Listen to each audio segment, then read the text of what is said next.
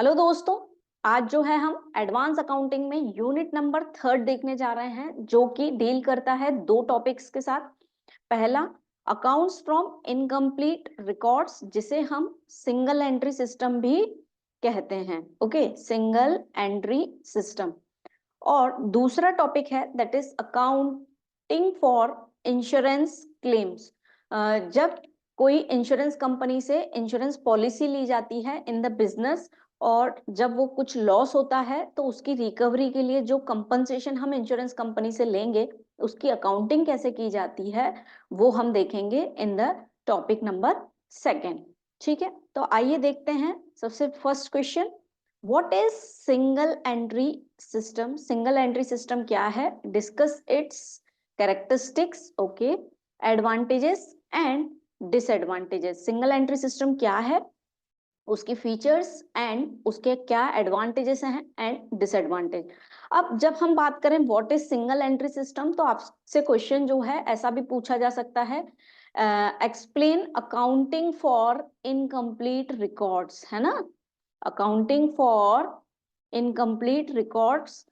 क्योंकि इसका ये नाम भी है तो इस नाम से भी क्वेश्चन जो है पूछा जा सकता है। अब क्या है सिंगल एंट्री सिस्टम? तो सबसे पहले यदि हम बात करें तो ये बहुत ही अनसाइंटिफिक सिस्टम है, क्योंकि ये जो है बेस्ड है ऑन द सिंगल ट्रांजेक्शन। जैसे कि हमने double account entry accounting system पढ़ा है, उसमें क्या होता है, हर ट्रांजेक्शन के जो है दो एस्पेक्ट होते हैं, एक डेबिट होता है, एक क्रेडिट होता है। लेकिन जब हम बात करें सिंगल एंट्री सिस्टम की, तो वहां पे जो है सिर्फ एक ही एस्पेक्ट होता है, हम ट्रांजेक्शन को एक ही बार रिकॉर्ड करते हैं। और यूजली जो है, यदि इस सिस्टम की बात करें तो ये सिस्टम जो है छोटे बिजनेसमैन जो हैं, जो छोटे ट्रेडर्स हैं, उनके लिए जो है बनाया गया है। यदि उनको अपनी अकाउंट्स को मेंटेन करना है कि कितना उन्होंने पैसा लगाया है, कितना वो अर्न कर रहे हैं उससे, या उनके पास क्या प्रॉपर्टीज है, बहुत छोटे लेवल पे जब हम बिजनेस करते हैं, तब जो है हम सिंगल एंट्री सिस्टम अकाउंटिंग जो है यूज कर सकते हैं। पर वो इतना ऑथेंटिक नहीं है और ना ही वो साइंटिफिक है। ठीक है, बट यस, छोटे लेवल पे यदि हमें अकाउंट्स को मेंटेन करना है तो उस तरीके से हम मेंटेन कर सकते हैं। This is known as single entry system. आइए देखते हैं। Single entry system of accounts is known as accounts from incomplete records. ठीक है, सिंगल एंट्री सिस्टम का नाम क्या है? अकाउंट्स फॉर इनकम्प्लीट रिकॉर्ड्स भी इसे कहा जाता है। This system does not record the double aspect of business transaction. ये सिस्टम जो है डबल एस्पेक्ट को रिकॉर्ड नहीं करता है ट्रांजेक्शन की। It is composite system which makes use of double entry system partially. यानी ये डबल एंट्री सिस्टम को जो है पार्शियली यूज किया जाता है सिंगल एंट्री में। यानी उसके कुछ अकाउंट्स बनाए जाते हैं, उसके जैसा थोड़ा सा हम बनाते हैं, but completely double accounting system जो है हम नहीं यूज करते हैं। Under this system only personal accounts are prepared, real accounts and nominal accounts are not recorded. Okay, तो सिंगल एंट्री सिस्टम में जो है दोस्तों, कुछ पर्सनल अकाउंट्स जो है बनाए जाते हैं, मेंटेन किए जाते हैं, और दूसरा कैश अकाउंट मेंटेन किया जाता है जब हम रियल अकाउंट के बारे में बात करें। इसके अलावा जो है रियल अकाउंट यानी आपके एसेट से रिलेटेड अकाउंट हो गए, या नॉमिनल इनकम एंड एक्सपेंडिचर से रिलेटेड जो अकाउंट हो गए, वो इसमें नहीं बनाए जाते हैं। ठीक है, तो वही होता है सिंगल एंट्री सिस्टम। अब बात करें जब इसके फीचर्स की, तो characteristics of single entry system, तो क्वेश्चन आपको कैरेक्टरिस्टिक्स के नाम से भी पूछा जा सकता है, फीचर्स के नाम से, एलिमेंट्स के नाम से। ओके, तो जो है आपको ये इसी पॉइंट्स को डील करना है। Characteristics of single entry system, तो सबसे पहले it is incomplete and unscientific system. ये कंप्लीटनेस इसमें नहीं है, क्योंकि ये सिंगल एंट्री बेस्ड है और इसमें कुछ ही अकाउंट्स मेंटेन किए जाते हैं, जो कि बहुत ज्यादा जरूरी है ना। इसके अलावा जो है बाकी के अकाउंट्स पे ध्यान नहीं दिया जाता है। और साइंटिफिकली भी ये प्रूवन नहीं है कि it is a good system of accounting, या फिर इसका रिजल्ट जो है हमें लास्ट में मिले जिससे हम एक्यूरेसी टेस्ट कर पाए, तो ऐसा कुछ भी नहीं है। तो ये एक अनसाइंटिफिक सिस्टम है। Real and nominal accounts are ignored. जैसे कि अभी हमने बात की थी कि रियल अकाउंट और नॉमिनल अकाउंट यानी इनकम एक्सपेंडिचर अकाउंट, और जितनी भी इनकम्स हो रही हैं, जितने भी एक्सपेंडिचर्स हो रहे हैं, और इसके अलावा जितनी भी एसेट्स हैं, उनको जो है इग्नोर किया जाता है, उनके अकाउंट्स अलग से नहीं बनाए जाते हैं। ठीक है, no not suitable for large scale business concern. Single accounting system जो है स्मॉल बिजनेसमैन के लिए जो है सूटेबल है, बट जो है ये लार्ज स्केल के लिए बिल्कुल भी सूटेबल नहीं है। मिक्सिंग ऑफ पर्सनल ट्रांजेक्शन, इसमें पर्सनल ट्रांजेक्शन को मिक्स कर दिया जाता है, जैसे कि अभी हमने बात की कि कुछ पर्सनल अकाउंट्स को मेंटेन किया जाता है, साथ में कैश अकाउंट को भी देखा जाता है ना। तो that is why it is known as this.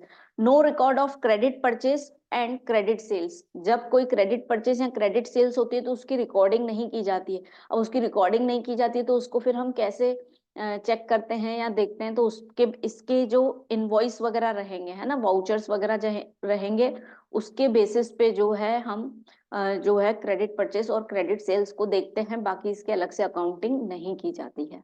ठीक है। All transactions are not recorded, सभी ट्रांजेक्शन को नहीं रिकॉर्ड किया जाता है, ट्रांजेक्शन को जो है पार्शियली रिकॉर्डेड किया जाता है, यानी हर ट्रांजेक्शन की रिकॉर्डिंग नहीं की जाती है इसमें। Then true financial position can not be identified, जिसके कारण जो है ऑब्वियस सी बात है, जब हम ट्रांजेक्शन्स पूरी तरीके से रिकॉर्ड नहीं कर रहे हैं, अकाउंटिंग कंप्लीट वे में नहीं कर रहे हैं, तो ऑब्वियस सी बात है हमारी जो फाइनेंशियल पोजीशन आएगी वो भी एक्यूरेट नहीं आएगी। तो ट्रू फाइनेंशियल पोजीशन इसमें हम इंडिकेट नहीं कर सकते हैं। तो दोस्तों ये हो गए इसके फीचर्स, जो कि सिंगल एंट्री सिस्टम एक अनसाइंटिफिक सिस्टम है, इनकम्प्लीट रिकॉर्ड्स मेंटेन किए जाते हैं, there are only personal account and cash accounts are been maintain, real account और नॉमिनल अकाउंट को जो है इग्नोर किया जाता है। जैसे कि हमसे एडवांटेजेस एंड डिसएडवांटेज पूछी गई है, तो हम इसमें से भी बना सकते हैं, ये जो है इसकी एक डिसएडवांटेज है ना। रियल अकाउंट्स को इग्नोर किया है तो ये हम यहाँ पे real account and nominal account is ignore, तो वहां के ट्रांजेक्शन को जो है छोड़ा जाता है, ये एक इसकी डिसएडवांटेज हो गई। Not suitable for big business, तो ये भी एक इसकी डिसएडवांटेज हो गई। मिक्सिंग ऑफ पर्सनल ट्रांजेक्शन, ये नहीं आएगा। All transactions are not recorded, ये भी एक उसकी डिसएडवांटेज है। तो फीचर्स में से ही हम उसके एडवांटेजेस एंड डिसएडवांटेजेस भी बना सकते हैं। ठीक है, अब एक बार हम उसके एडवांटेजेस देख लेते हैं। Advantages of single entry system क्या है? कन्वीनियंट है, बहुत ही आराम से जो है हम बना सकते हैं, क्योंकि ज्यादा अकाउंटिंग की नहीं जाती है, जो कुछ ही ट्रांजैक्शंस हैं उनको जो है मेंटेन किया जाता है। जैसे कि हमने बात की कि आपका कैश अकाउंट बन जाएगा, ओके, और इसमें कोई बैलेंस शीट नहीं बनती है अलग से, या फिर हम डबल एस्पेक्ट को जो है चेक नहीं करते हैं, न इसमें ट्रायल बैलेंस बनता है। ठीक है, तो इसके कारण जो है बहुत ही कन्वीनियंटली एक अकाउंट बनता है, स्टेटमेंट ऑफ अफेयर्स, जिसको अभी हम देखेंगे, वो मेंटेन किया जाता है और उसी के बेसिस पे जो है प्रॉफिट निकाला जाता है। ठीक है, तो कन्वीनियंट है, इकोनॉमिकली है, यानी बहुत ही सस्ता है, ज्यादा उसमें आपको बुक्स मेंटेन नहीं करनी पड़ती है, तो इस रीजन से जो है आपका खर्चा नहीं आता है, यानी ये एक्सपेंसिव बिल्कुल भी नहीं है। ठीक है, देन सिंपल मेथड है, जैसे कि हमने बात की कि आपके नॉर्मली दो स्टेटमेंट्स बनते हैं, जिसके बेसिस पे आप एक पे कैपिटल निकाल लेते हैं और दूसरे पे जो है प्रॉफिट निकालते हैं। So this is the simple method, ये इसका एक एडवांटेज है, यानी कोई यदि अनएजुकेटेड पर्सन भी है वो भी इसको जो है इजीली मेंटेन कर सकता है, इसके लिए कोई एक्सपर्टाइज की जरूरत नहीं है। ठीक है, सूटेबल फॉर सर्टेन ट्रांजेक्शन, ये कुछ ट्रांजेक्शन के लिए सूटेबल है, जैसे कि हमारे जितने भी कैश ट्रांजेक्शन है या स्मॉल बिजनेसमैन की जो डीलिंग्स होती हैं उसके लिए ये सूटेबल है। देन पॉपुलर सिस्टम है, जब भी जितने भी छोटे बिजनेसमैन हैं बहुत कम लेवल पे जो काम करते हैं उनमें ये प्रचलित है, वो लोग यही मेंटेन करते हैं कि गिनती के दो बुक्स रख लिए और उसको मेंटेन कर लिया कि कैश ट्रांजेक्शन्स जो भी आ रहे हैं एक बुक में उन्होंने रिकॉर्डिंग कर ली, और दूसरे में जो उनके पास अलग से प्रॉपर्टी वगैरह है यानी एसेट्स वगैरह है उसको मेंटेन कर लिया, और जो भी लेना देना है लाइबिलिटीज है उसको मेंटेन कर लिया। तो इस तरीके से जो है बहुत पॉपुलर सिस्टम है। ठीक है, लेकिन इसके डिसएडवांटेजेस भी बहुत सारे हैं। Let us see what are its disadvantages of single entry system. तो क्या है disadvantages? No record of impersonal account, जैसे कि अभी हमने कैरेक्टरिस्टिक्स में देखा कि इम्पर्सनल अकाउंट्स को जो है इग्नोर किया जाता है, दैट मीन्स रियल अकाउंट को इसमें, और दूसरा जो है हमारा नॉमिनल अकाउंट जिसमें इनकम एंड एक्सपेंडिचर को रिकॉर्ड करते हैं वो इसमें इग्नोर किया जाता है, सिंगल एंट्री सिस्टम में नहीं बनाया जाता है। देन इनकम्प्लीट एंड अनसाइंटिफिक है, तो आप इस पर ट्रस्ट भी नहीं कर सकते, ये अनसाइंटिफिक सिस्टम है ऑफ अकाउंटिंग है। ओके, जैसे कि न कि ये किसी रूल्स एंड प्रिंसिपल्स पे बना है। जैसे हमारा डबल एंट्री सिस्टम क्या था, वो इट इज वेरी सिस्टमेटिक और साइंटिफिक था। साइंटिफिक क्यों बोला जाता था? क्योंकि ये बहुत सारे प्रिंसिपल्स पे बेस्ड था। तो सिंगल एंट्री सिस्टम ऐसे किसी प्रिंसिपल पे बेस्ड नहीं है। Trial balance can not be prepared, इससे आप ट्रायल बैलेंस नहीं बना सकते क्योंकि बहुत सारे ट्रांजेक्शन तो इसमें इग्नोर किए जाते हैं, तो इसमें ट्रायल बैलेंस नहीं बनाया जाता है। Balance sheet can not be prepared, यहाँ पे बैलेंस शीट जो है वो भी नहीं बनाई जाती है। देन कंपैरिजन नॉट पॉसिबल, जब आप ट्रांजेक्शन को कंप्लीटली रिकॉर्ड नहीं कर रहे हैं तो प्रीवियस ईयर के ट्रांजेक्शन क्या है और इस बार के क्या ट्रांजेक्शन रहेंगे वही नहीं पता रहेगा, तो हम इसको प्रीवियस ईयर से बिल्कुल भी कंपेयर नहीं कर पाएंगे, तो ये इसका एक डिसएडवांटेज है। डिफिकल्टी इन ऑब्टेनिंग लोन्स, जब आप बैंक में या किसी फाइनेंशियल इंस्टीट्यूशन से लोन लेने जाएंगे और वहां पर यदि आपने आपके अकाउंटिंग के वे में सिंगल एंट्री सिस्टम को रख दिया कि हमारी अकाउंटिंग ये है, तो वो उस पर ट्रस्ट ही नहीं करेंगे, क्योंकि सिंगल एंट्री है, पता नहीं आपने क्या रिकॉर्ड किया है, सही किया है, नहीं किया है, और क्या चीजें छोड़ दी है, और वो भी जानबूझ करके छोड़ी है क्या, तो इसलिए जो है आपको लोन जो है इजिली अवेलेबल नहीं हो पाता है। No recognition for assessment of tax, जब आप असेसमेंट ऑफ टैक्स करते हैं तो इनकम टैक्स डिपार्टमेंट और सेल्स टैक्स डिपार्टमेंट जो है इस पे ट्रस्ट नहीं करते हैं, क्योंकि सिंगल एंट्री सिस्टम में ऐसा हो सकता है कि आपने बहुत सारे ट्रांजेक्शन्स को छुपाए हो जानबूझ करके कि आपकी इनकम टैक्स जो है कम चार्ज हो, है ना, आपके ऊपर टैक्सेस जो है, टैक्स लाइबिलिटी जो है कम आए, तो इसलिए जो है ये बेसिस नहीं हो सकता है इनकम टैक्स या सेल्स टैक्स चार्ज होने का, ठीक है।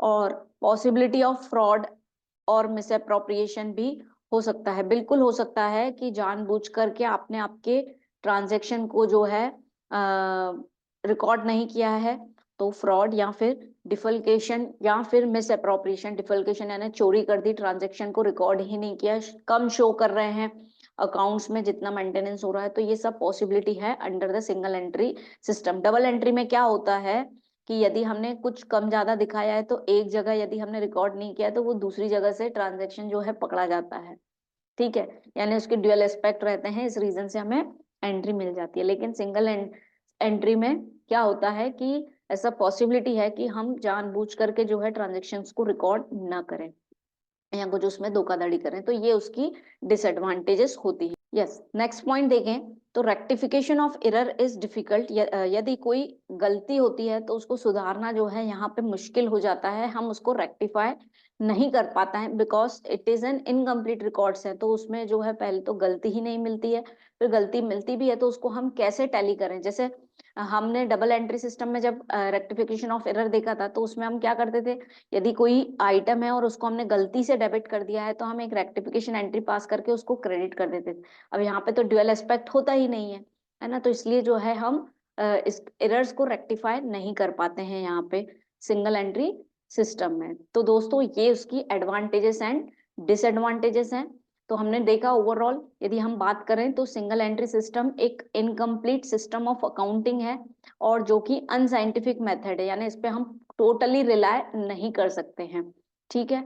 और इसमें जो है इम्पर्सनल अकाउंट्स को जो है इग्नोर किया जाता है, ये इसकी एक डिसएडवांटेज है जो कि मेनली इम्पैक्ट करती है, क्योंकि सिर्फ cash transaction and personal accounts को मेंटेन करते हैं, ट्रायल बैलेंस नहीं बना सकते हैं इसमें हम, बैलेंस शीट प्रिपेयर नहीं हो सकती हैं, और इसमें जो है एरर्स या फ्रॉड के चांसेस बिल्कुल है, और एरर्स यदि होते भी हैं तो इसमें हम उसको रेक्टिफाई नहीं कर सकते हैं, ठीक है। और वहीं जब इसके एडवांटेजेस की हम बात करें तो बहुत ही सिंपल मेथड है, इकोनॉमिकली है, सस्ता पड़ता है, और जो है इसके अलावा सूटेबल फॉर सर्टन ट्रांजैक्शन, और बहुत ही पॉपुलर मेथड है यदि बिजनेसमैन जो है स्मॉल बिजनेसमैन है तो जो है उसके लिए बहुत ही सूटेबल है, ठीक है। अब बढ़ते हैं हम आगे।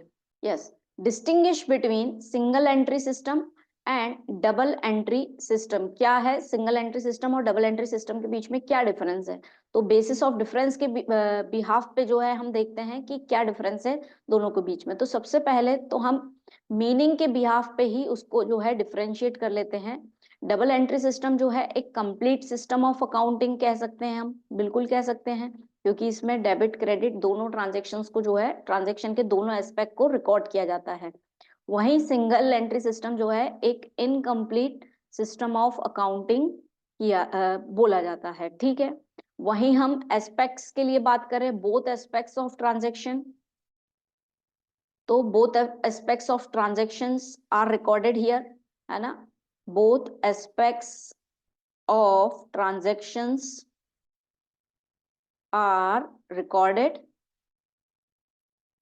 पहला हो जाएगा आपका डेबिट और दूसरा हो जाएगा क्रेडिट, और वहीं सिंगल एंट्री सिस्टम में only one aspect is recorded. Okay, इसमें कोई डेबिट क्रेडिट नहीं होता है। फिर वहीं यदि हम बात करें टाइप्स ऑफ अकाउंट्स की, टाइप्स ऑफ अकाउंट्स, तो डबल एंट्री सिस्टम में तीनों टाइप ऑफ अकाउंट्स की जो है रिकॉर्डिंग की जाती है, चाहे वो रियल हो, पर्सनल हो या फिर नॉमिनल अकाउंट हो। बट यहाँ पे cash account and personal accounts are maintain. ठीक है, अब बढ़े हम आगे। यदि बात करें इसके अलावा तो ट्रायल बैलेंस, तो ट्रायल बैलेंस इस can be made here, prepared here. Trial balance को हम इधर बना सकते हैं बट यहाँ पे नहीं बना सकते। वैसे ही बैलेंस शीट की यदि हम बात करें तो बैलेंस शीट जो है डबल एंट्री सिस्टम में हम बना सकते हैं बट सिंगल एंट्री सिस्टम में बैलेंस शीट जो है नहीं प्रिपेयर कर सकते हैं। फिर यदि हम बात करें on the basis of science, तो साइंटिफिक है कि नहीं है, तो अभी हमने देखा कि डबल एंट्री सिस्टम तो साइंटिफिक है, बट वही सिंगल एंट्री सिस्टम जो है साइंटिफिक नहीं है, it is an unscientific system of accounting. वहीं बात करें इसके अलावा यदि हमें और डिफरेंस क्रिएट करना हो तो यूटिलिटी किसके लिए ये यूजफुल है, तो डबल अकाउंट एंट्री सिस्टम जो है लार्ज स्केल बिजनेसमैन के लिए जो है सूटेबल है या मिडिल स्केल बिजनेस के लिए सूटेबल है, लेकिन ये जो है स्मॉल स्केल बिजनेस पर्सन्स के लिए जो है ये सूटेबल है। ठीक है, फिर यदि इसके अलावा देखें हम तो एडजस्टमेंट एंट्रीज, जैसे कि हमारा आउटस्टैंडिंग हो गया, डेप्रिसिएशन हो गया, तो यहाँ पे एडजस्टमेंट एंट्री हो सकती है बट यहाँ पे जो है एडजस्टमेंट एंट्री, सॉरी, यहाँ पे जो है नहीं हो सकती है। ठीक है, फिर यदि हम बात करें on the basis of double entry and single entry system, तो एविडेंस, यस, एविडेंस के बेसिस पे यदि हम बात करें तो कोर्ट में एज अ एविडेंस हम डबल एंट्री सिस्टम को तो रख सकते हैं but it can not be kept as a proof for in front of law, कि ये एक प्रूफ के तौर पे यदि हम उसको ले जाएंगे तो उसकी कोई मान्यता नहीं है। ओके, तो जो है इस तरीके से ये इसके डिफरेंस हैं, double entry system and single entry system. जब हमने मीनिंग यदि हमें पता है सिंगल एंट्री सिस्टम का, डबल एंट्री हम पढ़ चुके हैं, तो उसके बेसिस पे ही हम ये बना सकते हैं, है ना। वही तो चीजें हैं जो हमने इसके मीनिंग में और इसके फीचर्स में पढ़ा है। ठीक है, अब बढ़ते हैं हम आगे।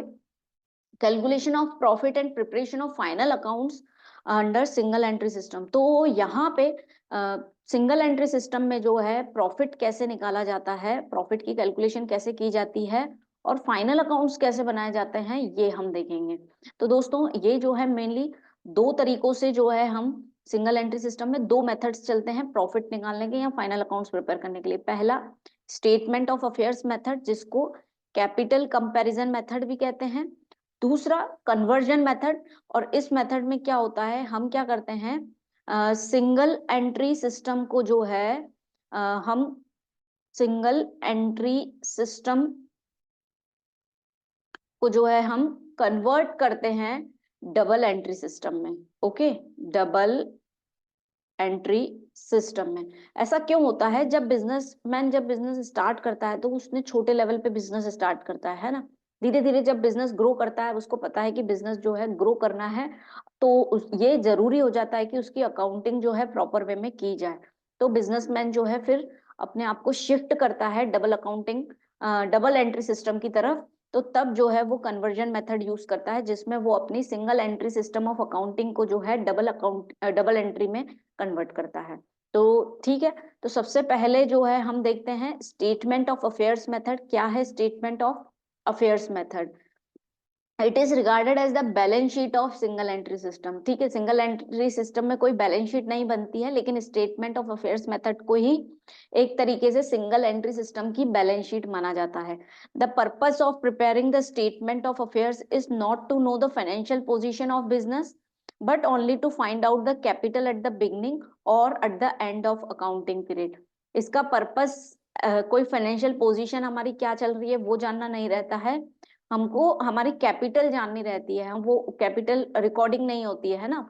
तो कैपिटल बिगनिंग में कितनी थी हमारी, स्टार्टिंग ऑफ द ईयर में हमने कैपिटल कितनी डाली है, और एट द एंड में अब हमारी कैपिटल कितनी हो गई है, वो हम जान सकते हैं स्टेटमेंट ऑफ अफेयर्स बना के, है ना। और इससे जो है हम कोई भी फाइनेंशियल पोजीशन आइडेंटिफाई नहीं कर सकते हैं। तो इस मेथड को जो है एक तरीके से स्टेटमेंट ऑफ अफेयर्स मेथड को बैलेंस शीट कहा जाता है सिंगल एंट्री का। इसमें यूजुअली हम दो स्टेटमेंट्स बनाते हैं। पहला स्टेटमेंट जो होता है स्टेटमेंट ऑफ अफेयर्स, और दूसरा बनता है इसमें statement of profit. Statement of affairs से आपको जो है आइडेंटिफाई या जो रिजल्ट आता है दैट इज कैपिटल। आप कैपिटल बनाते हैं जब आपके क्वेश्चन में ओपनिंग कैपिटल नहीं दी रहती है, यानी कैपिटल एट द बिगनिंग नहीं रहती है, तो हम स्टेटमेंट ऑफ अफेयर्स बिगनिंग वाला बनाते हैं। और क्लोजिंग कैपिटल भी यदि नहीं दी है या कुछ इन्फॉर्मेशन नहीं है, तो हम क्लोजिंग कैपिटल जो है वो भी स्टेटमेंट ऑफ अफेयर्स से बनाते हैं। यानी आपकी कैपिटल स्टार्टिंग में कितनी थी और एंड में कितनी है, ये हम स्टेटमेंट ऑफ अफेयर्स से पता करते हैं। और स्टेटमेंट ऑफ प्रॉफिट से हम ऐसा स्टेटमेंट बनाते हैं, कैपिटल की कैलकुलेशन करते हैं जिसमें हम प्रॉफिट ऑफ द बिजनेस जो है वो जान पाए। तो इसके बेसिस पे इसका फॉर्मेट देख लेते हैं और फिर जो है इसका एक क्वेश्चन करके देखते हैं हम। तो format of statement of affairs क्या बनेगा फॉर्मेट में। तो सबसे पहले जैसे कि इसको बोला गया है कि ये बैलेंस शीट है, तो इसमें आइटम्स जो है आपके वही आ जाएंगे, लायबिलिटीज, अमाउंट, और ये आ जाएगी आपकी assets, and then comes your amount. अब जितनी भी लायबिलिटीज आपके बिजनेस में हो आप सभी को रिकॉर्ड करेंगे। जैसे कि हो सकता है क्रेडिटर्स दिए गए हों आपको क्वेश्चन में, बिल्स पेबल दिया गया हो, बैंक ओवरड्राफ्ट, ओके। उसके बाद कोई यदि आउटस्टैंडिंग एक्सपेंसेस है तो वो भी आपकी क्या हो जाएगी, लायबिलिटी हो जाएगी। इसको इनकम एक्सपेंडिचर में तो हमने डाला नहीं होगा, है ना। आउटस्टैंडिंग एक्सपेंसेस हो गए। कोई लोन यदि आपने लिया है तो वो आ जाएगा। इसके अलावा कोई यदि अदर लायबिलिटी है तो वो इसमें शामिल हो जाएगी। यानी जितनी भी लायबिलिटीज हैं उसको आप लायबिलिटीज में रिकॉर्ड करेंगे। स्टेटमेंट ऑफ अफेयर्स में आपको कैपिटल जो है डायरेक्टली नहीं दिया हुआ रहता है। स्टेटमेंट ऑफ अफेयर्स से हम कैपिटल ही निकालते हैं, ठीक है। फिर उसके बाद हम आ जाएं यदि एसेट्स पे, तो कैश इन हैंड कितना है, फिर कैश एट बैंक कितना है, डेटर्स कितने हैं, फिर बिल्स रिसीवेबल्स की यदि हम बात करें तो बिल्स रिसीवेबल्स कितने हैं वो लिख लेंगे। फिर आउटस्टैंडिंग एक्सपेंसेस उधर लिखें, इधर आ जाएगा आपका प्रीपेड एक्सपेंसेस। इस इसके अलावा यदि हम बात करें, यदि कोई प्लांट एंड मशीनरी खरीदा है आपने, कोई एसेट्स खरीदे हैं तो वो रिकॉर्ड हो जाएगा। फिर जो है आपका फर्नीचर हो जाएगा, और इसके अलावा कोई अदर एसेट्स हो गए, लैंड, बिल्डिंग, कोई और कोई हो गए तो अदर एसेट्स हम लिख लेते हैं, है ना। जो भी एसेट्स रहेंगे फिर हम क्या करेंगे, ऑब्वियसली बैलेंस शीट में क्या होता है, कैपिटल और अदर लायबिलिटीज रहता है, लेकिन यहाँ पे वो चीज नहीं रहती है। अब हम सबसे पहले एसेट्स का टोटल लगाते हैं। यहाँ पे एसेट्स जो हैं ज्यादा होती हैं कंपैरेटिव टू लायबिलिटीज, तो एसेट्स का हमने टोटल लगाया। ये क्रेडिट साइड जो भी हमने, क्रेडिट साइड नहीं सॉरी, एसेट साइड हमने जो भी लिखा है, ये इससे जो है लायबिलिटीज साइड जो भी आया है उसको हम लेस करेंगे, तो हमारा बैलेंसिंग फिगर जो है वो क्या आ जाएगा, कैपिटल। और कैपिटल जो है हमारा बैलेंसिंग फिगर रहेगा, ठीक है। फिर से एक बार रिवाइज कर लेते हैं हम क्या करेंगे। पहले हमने स्टेटमेंट ऑफ अफेयर्स बनाया, जितनी लायबिलिटीज हैं उसको रिकॉर्ड कर ली, जितनी एसेट्स हैं वो रिकॉर्ड कर लिया। फिर एसेट्स को जो है हमने लायबिलिटीज में से लेस किया, तो ऑब्वियसली क्या आ जाएगा, हमारा कैपिटल आ जाएगा। अब इसमें आपको ध्यान ये देना है कि आपने, आपका जो कैपिटल आया है, ये जो एसेट्स और लायबिलिटीज ली है ये आपने बिगनिंग की ली है कि एंड की लिए, बिगनिंग की ली है तो ओपनिंग कैपिटल आएगा आपका आंसर। और यदि एंड के लिए, यानी यदि हमें ओपनिंग कैपिटल निकालना है तो हमें ये सब item, cash in and starting of the date पे कौन सा था, है ना, बैंक का स्टार्टिंग बैलेंस, बिगनिंग पे बैलेंस कितना था, और वहीं क्लोजिंग कैपिटल की बात करें तो एंड में बैंक बैलेंस कितना था। इसको क्लैरिटी के लिए अभी हम इसका एक क्वेश्चन करेंगे तो उससे आपको और क्लियर हो जाएगा, ठीक है। अब ये फॉर्मेट बन गया, यहाँ पे आपका कैपिटल आ जाएगा। ऐसे ही दो स्टेटमेंट्स हम बनाते हैं जब दोनों कैपिटल नहीं दी हुई हैं, क्योंकि हमको प्रॉफिट निकालने के लिए क्लोजिंग कैपिटल भी चाहिए और ओपनिंग कैपिटल भी चाहिए। यदि क्वेश्चन में एक कैपिटल दी हुई है तो सिर्फ एक ही स्टेटमेंट ऑफ अफेयर बनेगा, और यदि क्वेश्चन में ओपनिंग कैपिटल और क्लोजिंग कैपिटल नहीं दिए तो हमने दो स्टेटमेंट ऑफ अफेयर्स बनाए, ओपनिंग और क्लोजिंग, उससे कैपिटल आ गई। अब ये कैपिटल जो है हम कहाँ यूज करेंगे, जब हम बनाएंगे स्टेटमेंट ऑफ प्रॉफिट। तो स्टेटमेंट ऑफ प्रॉफिट का जो है फॉर्मेट इस तरीके से आ जाएगा, पर्टिकुलर्स, ओके, एंड ये आ जाएगा आपका अमाउंट का कॉलम। सबसे पहले हम लिखेंगे जो स्टेटमेंट ऑफ अफेयर से हमने कैपिटल निकाली थी, तो क्लोजिंग कैपिटल जो है हम इसका बेस लेंगे, तो क्लोजिंग कैपिटल लिखेंगे, और उसमें जो है ड्राइंग्स को जो है ऐड कर देंगे, यदि आपके क्वेश्चन में ड्राइंग्स दी रहेंगी तो, ठीक है। और इंटरेस्ट ऑन ड्राइंग्स दी है तो वो भी ऐड हो जाएंगी, इंटरेस्ट ऑन ड्राइंग्स, ठीक है। और इसके अलावा जो है यदि आपको कुछ एडिशनल कैपिटल दिया हुआ है तो वो हम लेस कर देंगे, तो एडिशनल कैपिटल जो है वो लेस हो जाएगा। ऐसा क्यों हो रहा है उसको अभी हम समझ लेते हैं, पहले लिख लीजिए आप एडिशनल कैपिटल।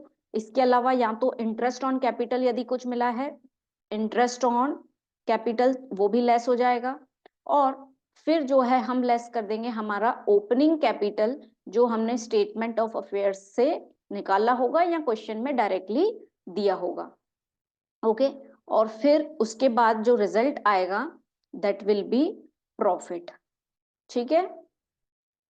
अब क्या किया है हमने, क्लोजिंग कैपिटल, क्लोजिंग कैपिटल में हमने ड्राइंग्स को ऐड कर दिया, इंटरेस्ट ऑन ड्राइंग को ऐड कर दिया, फिर एडिशनल कैपिटल है तो उसको लेस कर दिया, इंटरेस्ट ऑन कैपिटल उसको लेस कर दिया, और ओपनिंग कैपिटल जो है उसको लेस कर दिया। तो जो है हमारा रिजल्टेंट क्या आ गया, दैट विल बी प्रॉफिट। अब ऐसा क्यों हो रहा है, तो दोस्तों यदि आपको याद हो तो हम बैलेंस शीट बनाते हैं, और बैलेंस शीट में लायबिलिटी साइड हम लिखते थे कैपिटल, ओके। और ये कैपिटल कौन सी होती थी, जब जितना कैपिटल हमने बिजनेस में लगाया होता है वो, और उसमें हम ऐड कर देते थे प्रॉफिट, और लॉस होता था तो उसको हम कर देते थे माइनस, ठीक है। फिर जो है यहाँ पे भी या तो रिजल्टेंट आपका प्रॉफिट आएगा, और नेगेटिव यदि आंसर आ रहा है तो जो है लॉस आएगा, ठीक है। फिर कैपिटल में प्रॉफिट ऐड कर देते थे, फिर यदि कोई ड्राइंग्स की होती थी तो हम उसको क्या कर देते थे, माइनस करते थे, इंटरेस्ट ऑन ड्राइंग है उसको भी हम लेस कर देते हैं, और यदि आपने कैपिटल में कुछ एडिशनल कैपिटल डाला होता था तो उसको हम ऐड कर देते थे एडिशनल कैपिटल को, ठीक है। और इसके अलावा यदि इंटरेस्ट मिलता था जिसको हम P&L में एक्सपेंसेस ट्रीट करते थे, इंटरेस्ट ऑन कैपिटल, वो भी हम ऐड कर देते, तो हमारे पास क्या बचता था, कैपिटल। अब टोटल कैपिटल हमारी इतनी है, एंड में बैलेंस शीट कब बनाते हैं हम, एंड में, तो ये जो लिखते थे हम बाहर वो क्या होता था, कैपिटल एट द एंड, ठीक है। और ये जितनी कैपिटल हमने लगाई होती थी यानी ये ओपनिंग कैपिटल होती थी, तो हमारे पास ओपनिंग कैपिटल में ये सब चीजें हम ऐड कर देते हैं। अब हमारे पास क्या है, सिर्फ प्रॉफिट नहीं है, बाकी वही आइटम्स है, ठीक है। तो हमने कहाँ से जर्नी चालू की, एंड वाले कैपिटल से क्लोजिंग कैपिटल को रिकॉर्ड किया है। अब क्लोजिंग कैपिटल को लिखा है तो जो हमने आइटम्स यहाँ ऐड किए हैं वो लेस कर दिए यहाँ पे, ओके।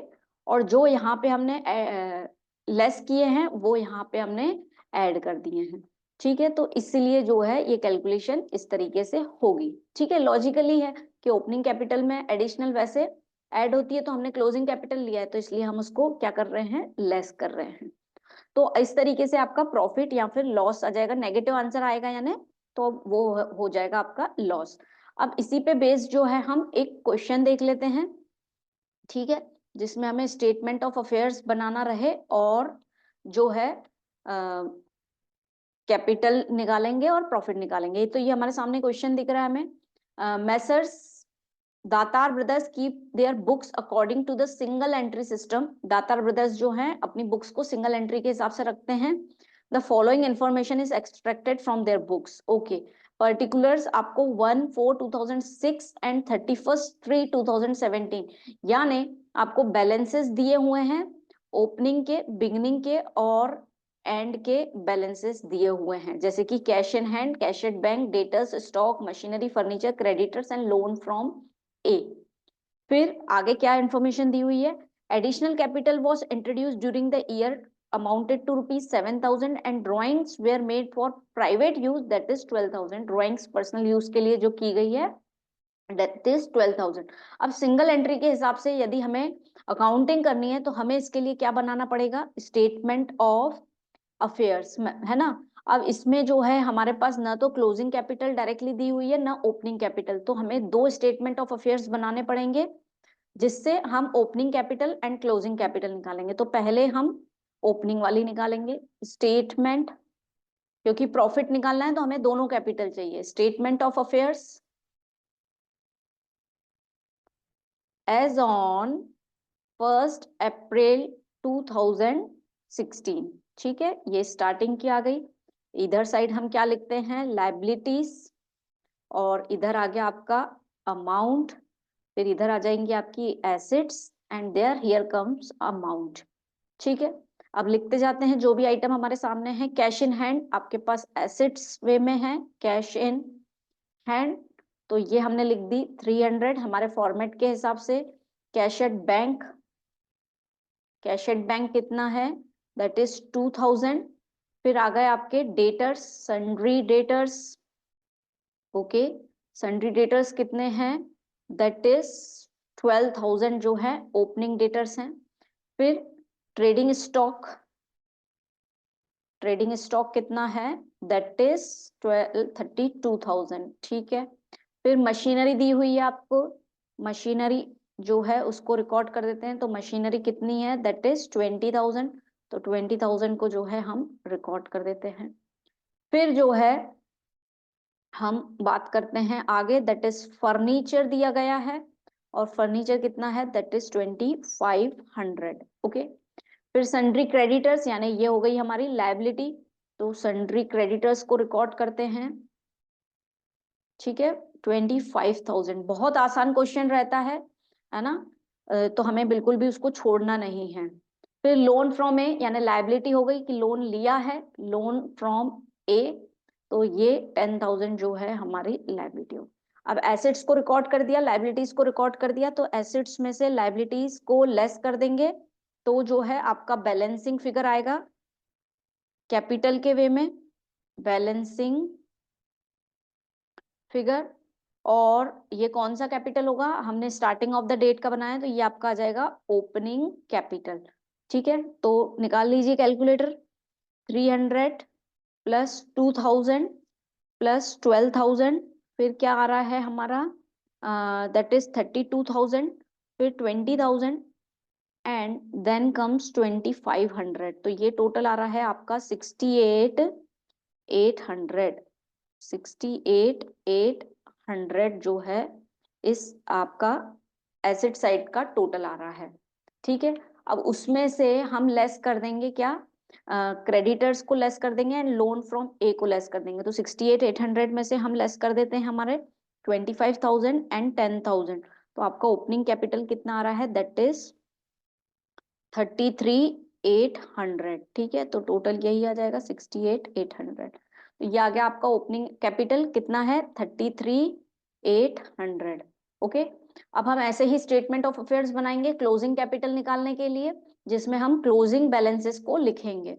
तो इसको हम नेक्स्ट पेज पे बना लेते हैं, या इसको रब कर देते हैं हम। 33,800 को याद रखना है कि हमारी ओपनिंग कैपिटल कितनी है, 33,800। हम लिख लेते हैं हमारी ओपनिंग कैपिटल जो है कितनी आई थी, दैट इज 33,800 रुपीज जो है हमारी ओपनिंग कैपिटल थी। तो अब हम क्लोजिंग कैपिटल बना लेते हैं, statement of affairs S on 31/3/2017 मार्च में, और यहाँ आ जाएगा आपके लायबिलिटीज, देन कम्स अमाउंट, और सेम वैसा ही बनाएंगे, बस बैलेंसेस जो है हम क्या लिखेंगे, क्लोजिंग बैलेंसेस लिखेंगे। तो स्टार्ट करते हैं फिर से, कैश इन हैंड, यस, आप पॉज करके पहले बना लीजिए, आंसर चेक कर, फिर आप जो है जब आपका सॉल्यूशन हो जाए फिर आप जो है रिज्यूम करके आंसर चेक कर लेना। कैश इन हैंड, फिर कैश एट बैंक कितना है आपका, दैट इज 3,000। फिर आगे आपका डेटर्स, सन्ड्री डेटर्स लिख देते हैं हम, दैट विल बी 15,000 दिखा रहे हैं, ओके, ये है हमारा डेटर्स। फिर आ जाएगा आपके stock, that is 46,500, trading stock 46,500, फिर आ जाएगा मशीनरी एंड मशीनरी कितनी है, 20,000 की मशीनरी है। क्लोजिंग बैलेंसेस लेने हैं याद से। फिर फर्नीचर, फर्नीचर कितना है हमारा, दैट इज 2500 का हमने फर्नीचर ले लिया, ठीक है।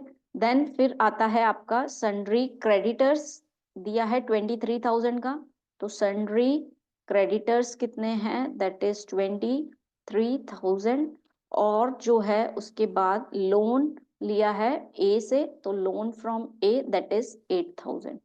फिर वैसे ही करेंगे हम, एसेट्स में से लाइबिलिटीज को जो है रिड्यूस कर देंगे, तो आपका बैलेंसिंग क्या आ जाएगा, क्लोजिंग कैपिटल जो है आपका बैलेंसिंग फिगर आ जाएगा, ठीक है।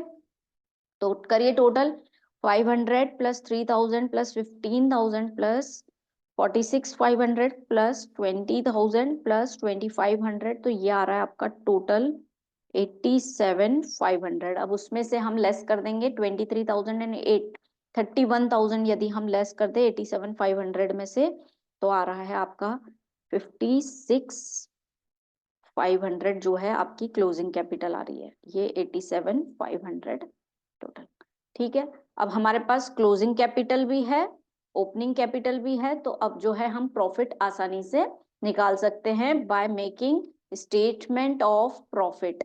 तो स्टेटमेंट ऑफ प्रॉफिट बना लेते हैं, स्टेटमेंट ऑफ प्रॉफिट। तो यहाँ पे जो है हम सबसे पहले स्टेटमेंट ऑफ प्रॉफिट में जो है आपका क्या आ जाएगा, क्लोजिंग कैपिटल, तो लिख लेते हैं पर्टिकुलर्स, और ये आ गया आपका amount, okay. Closing capital, closing capital कितनी है हमारी, ये निकाली हमने 56,500। फिर इसमें हम 56,500, ठीक है। इसमें जो है हम ऐड कर देते हैं ड्राइंग्स, यदि है तो ड्राइंग्स दी हुई है क्या, यस, ड्राइंग्स बिफोर 12,000 जो है आपको दी गई है, तो ड्राइंग्स को हम ऐड कर देंगे। कितनी है ड्राइंग्स आपकी, 12,000, तो ये कितना हो गया 56,500 प्लस 12,000, तो ये आ गया आपका 68,500, ठीक है। अब इंटरेस्ट ऑन ड्राइंग दिया गया है क्या, नहीं दिया गया, तो उसको हम छोड़ देंगे, हमारे फॉर्मेट में था इंटरेस्ट ऑन ड्राइंग, तो वो हटा देंगे। फिर इसके अलावा एडिशनल कैपिटल यदि है तो उसको हम क्या करते हैं, लेस करते हैं, तो एडिशनल कैपिटल जो है लेस हो जाएगी, जो हमारे क्वेश्चन में दी गई है, दैट इज 7,000, तो 7,000 को हम माइनस कर देते हैं, तो ये आ जाएगा आपका 61,500, ठीक है। फिर इंटरेस्ट ऑन कैपिटल दिया है क्या, नहीं दिया है, और इसके बाद जो दिया गया है दैट इज ओपनिंग कैपिटल, तो उसको भी हम लेस कर देते हैं। तो ओपनिंग कैपिटल कितनी थी हमारी, ये हमने लिख के रखी है 33,800, तो 33,800 जो है, इसमें से हम 61,500 में से 33,800 घटा दें, तो ये कितना आ रहा है आपका 227,700 प्रॉफिट।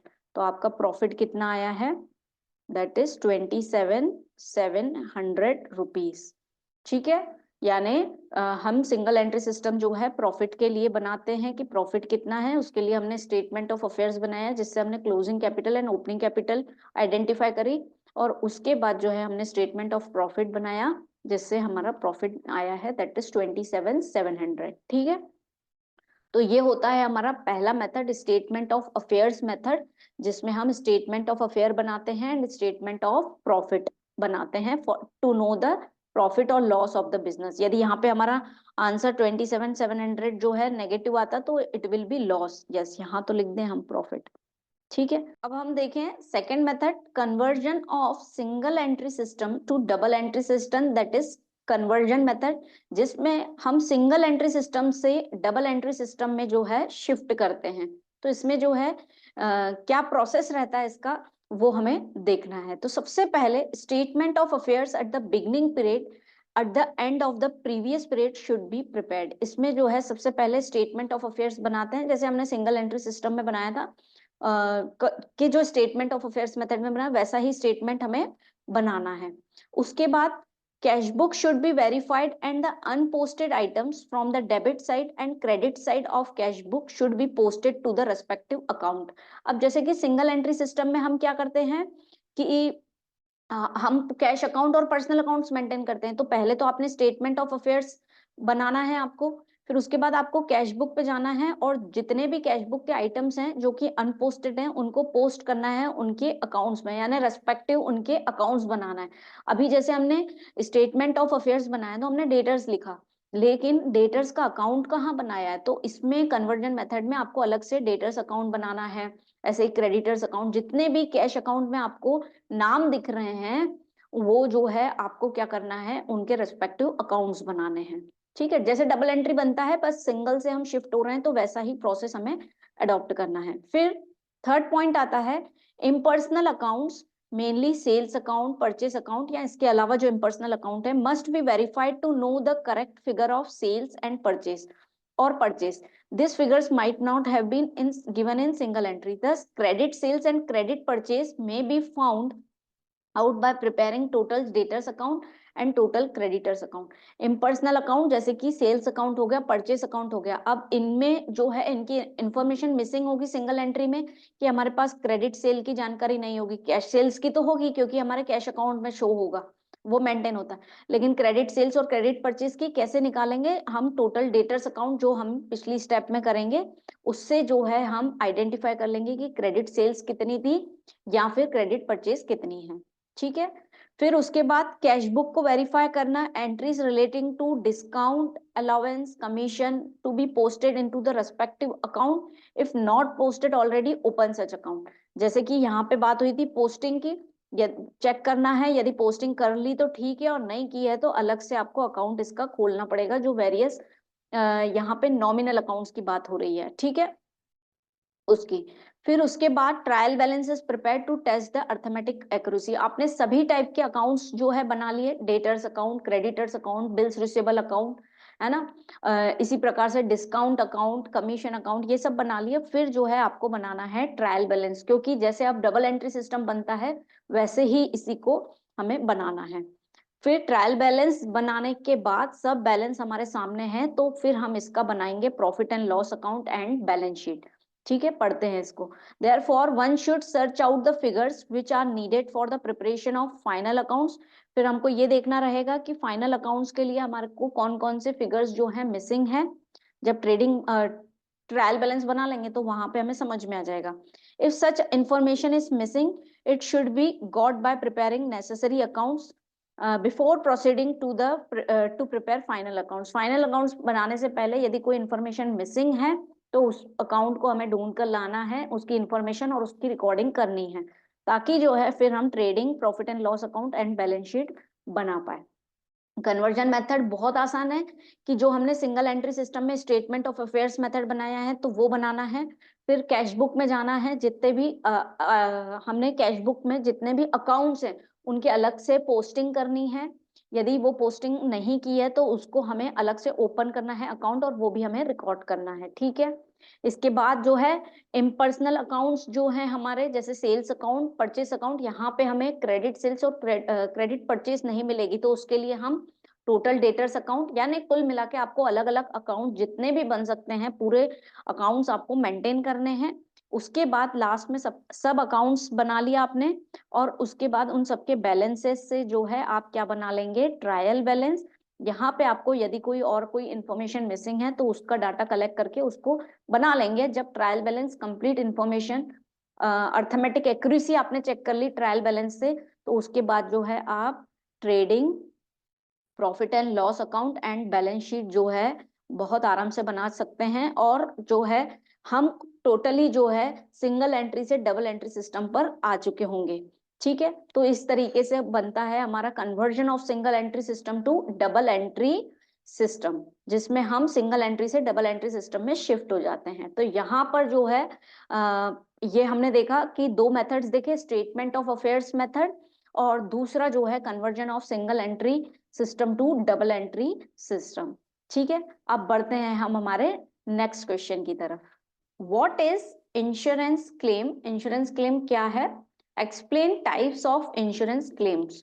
अब इंश्योरेंस क्लेम को समझने के लिए हम पहले ये समझें कि इंश्योरेंस क्या होता है। और इंश्योरेंस का मतलब, यदि हमें ऐसा प्रिडिक्ट होता है कि फ्यूचर में कोई अनएक्सपेक्टेड इवेंट हो जाता है और उस अनएक्सपेक्टेड इवेंट की वजह से जो है हमारे बिजनेस में जो है लॉस हो जाएगा, तो जो है ये एक रिस्क हमें लग रही है, तो इस रिस्क को जो है हम क्या करते हैं, ट्रांसफर कर देते हैं किसके पास, इंश्योरेंस कंपनी के पास।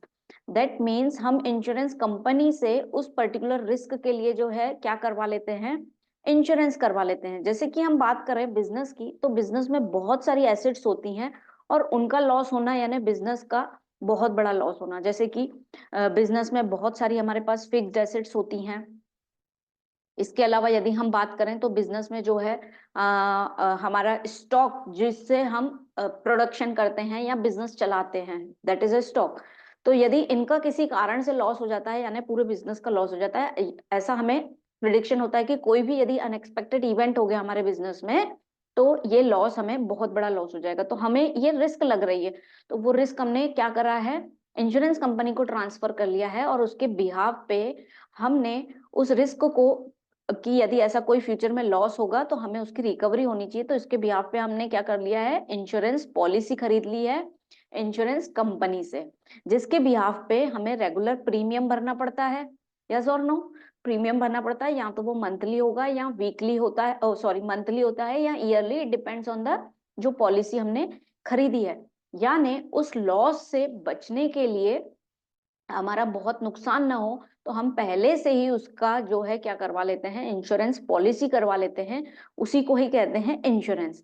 अब बात करें इंश्योरेंस क्लेम की, तो जब यदि कोई ऐसा फ्यूचर में लॉस हो जाता है, जैसे कि कोई हमारी फिक्स्ड एसेट्स बिल्डिंग है बिजनेस की, और वो बिल्डिंग जो है उसमें आग लग गई, तो बिल्डिंग जो है पूरी की पूरी डिस्ट्रॉय हो गई।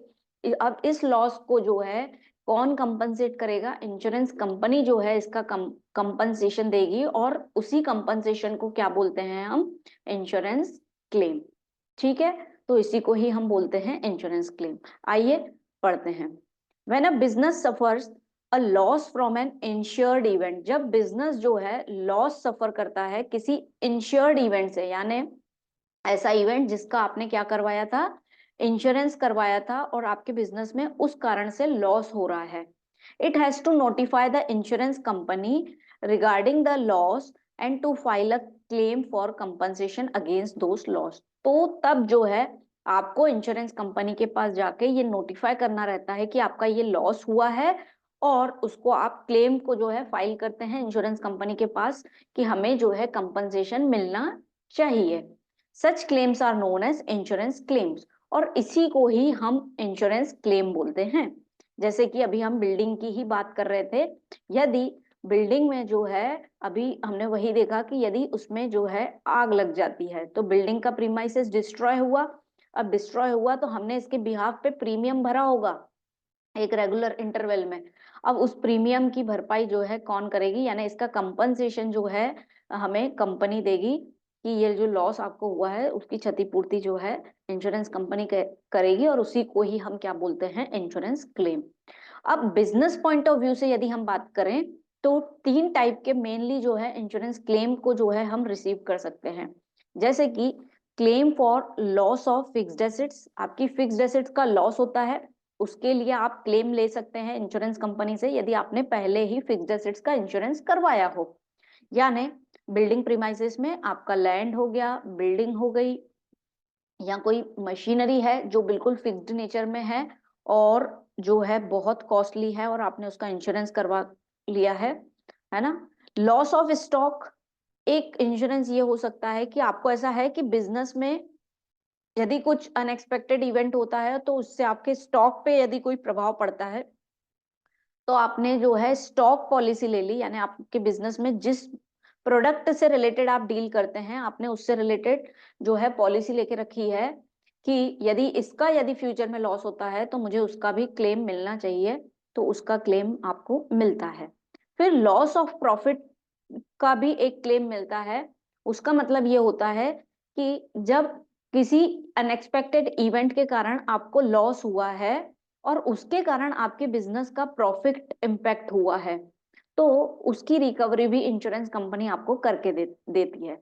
यदि एग्जाम्पल वे में, इसी एग्जाम्पल को यदि हम आगे बढ़ाएं कि आपकी बिल्डिंग में प्रीमाइसेस में आग लग गई, उसके कारण क्या हुआ है, 4 मंथ्स तक जो है या हम एज्यूम कर लें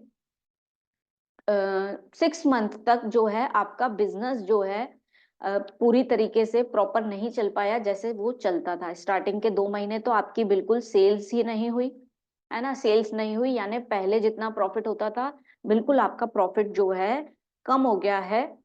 तो इस लॉस को रिकवर करने के लिए कि प्रॉफिट पे इम्पैक्ट पड़ रहा है, आपका प्रॉफिट डिक्लाइन हो गया है, सेल्स डिक्रीज हो गई है, तो उसका क्लेम भी इंश्योरेंस कंपनी देती है यदि आपने उसका इंश्योरेंस लिया है पहले। तो ये जो है इंश्योरेंस क्लेम जो है हम बिजनेस पॉइंट ऑफ व्यू से रिसीव कर सकते हैं। Loss of fixed assets, loss of stock and loss of profit, कि हमारे प्रॉफिट का नुकसान हो रहा है, हमें प्रॉफिट कम हो रहा है, जितना पहले होता था उतना अब प्रॉफिट नहीं हो रहा है, तो हम ये क्लेम भी इंश्योरेंस कंपनी से रिकवर कर सकते हैं। तो दोस्तों यदि हम प्रैक्टिकल पॉइंट ऑफ व्यू से बात करें हमारे एग्जामिनेशन के लिए, तो loss of stock and loss of profit पे बेस्ड प्रैक्टिकल क्वेश्चंस आते हैं, जिसको जो है हम अभी डिटेल में पढ़ते हैं। ठीक है, तो आपको थ्योरी आएगी तो आप थ्योरी भी लिख सकते हो और प्रैक्टिकल आएगा तो प्रैक्टिकल भी कर लेंगे। ठीक है, discuss the procedure of valuation of stock at the time of fire. अब जब स्टॉक में जो है आग लग जाती है तो उस समय जो है उसका वैल्यूएशन कैसे करेंगे ये हमें बताना है। दैट मीन्स हमारा जो है लॉस ऑफ स्टॉक हुआ है तो उस समय कैलकुलेशन कैसी होगी, ये क्वेश्चन हमसे पूछा गया है। ठीक है, late us C. Every business entity keeps sufficient stock as per the need and size of its respective business for smooth running of the business। Her business entity जो है अपने बिजनेस के हिसाब से जो है सफिशिएंट स्टॉक मेंटेन करती है ताकि जो है उनका बिजनेस जो है बहुत ही प्रॉपर चल सके या स्मूथ वे में जो है वो रन हो बिजनेस, है ना, तो उसके लिए वो जो है सफिशिएंट स्टॉक को जो है मेंटेन करती है। But at the same time risk of loss by fire और by means is also there. लेकिन उसी समय जब आप इतना स्टॉक मेंटेन कर रहे हो तो उसकी रिस्क भी है कि फ्यूचर में यदि इस स्टॉक का लॉस हो जाता है, यानी, और वो भी स्पेशली किस केस में, यदि उस स्टॉक को जो है आग लग जाती है तो जो है उसके कारण जो लॉस होता है, तो उस रिस्क को जो है सेफगार्ड करने के लिए, to safeguard the business from any unforeseen circumstantial loss, most of the business entity buy insurance policy which covers loss of stock by fire known as stock policy।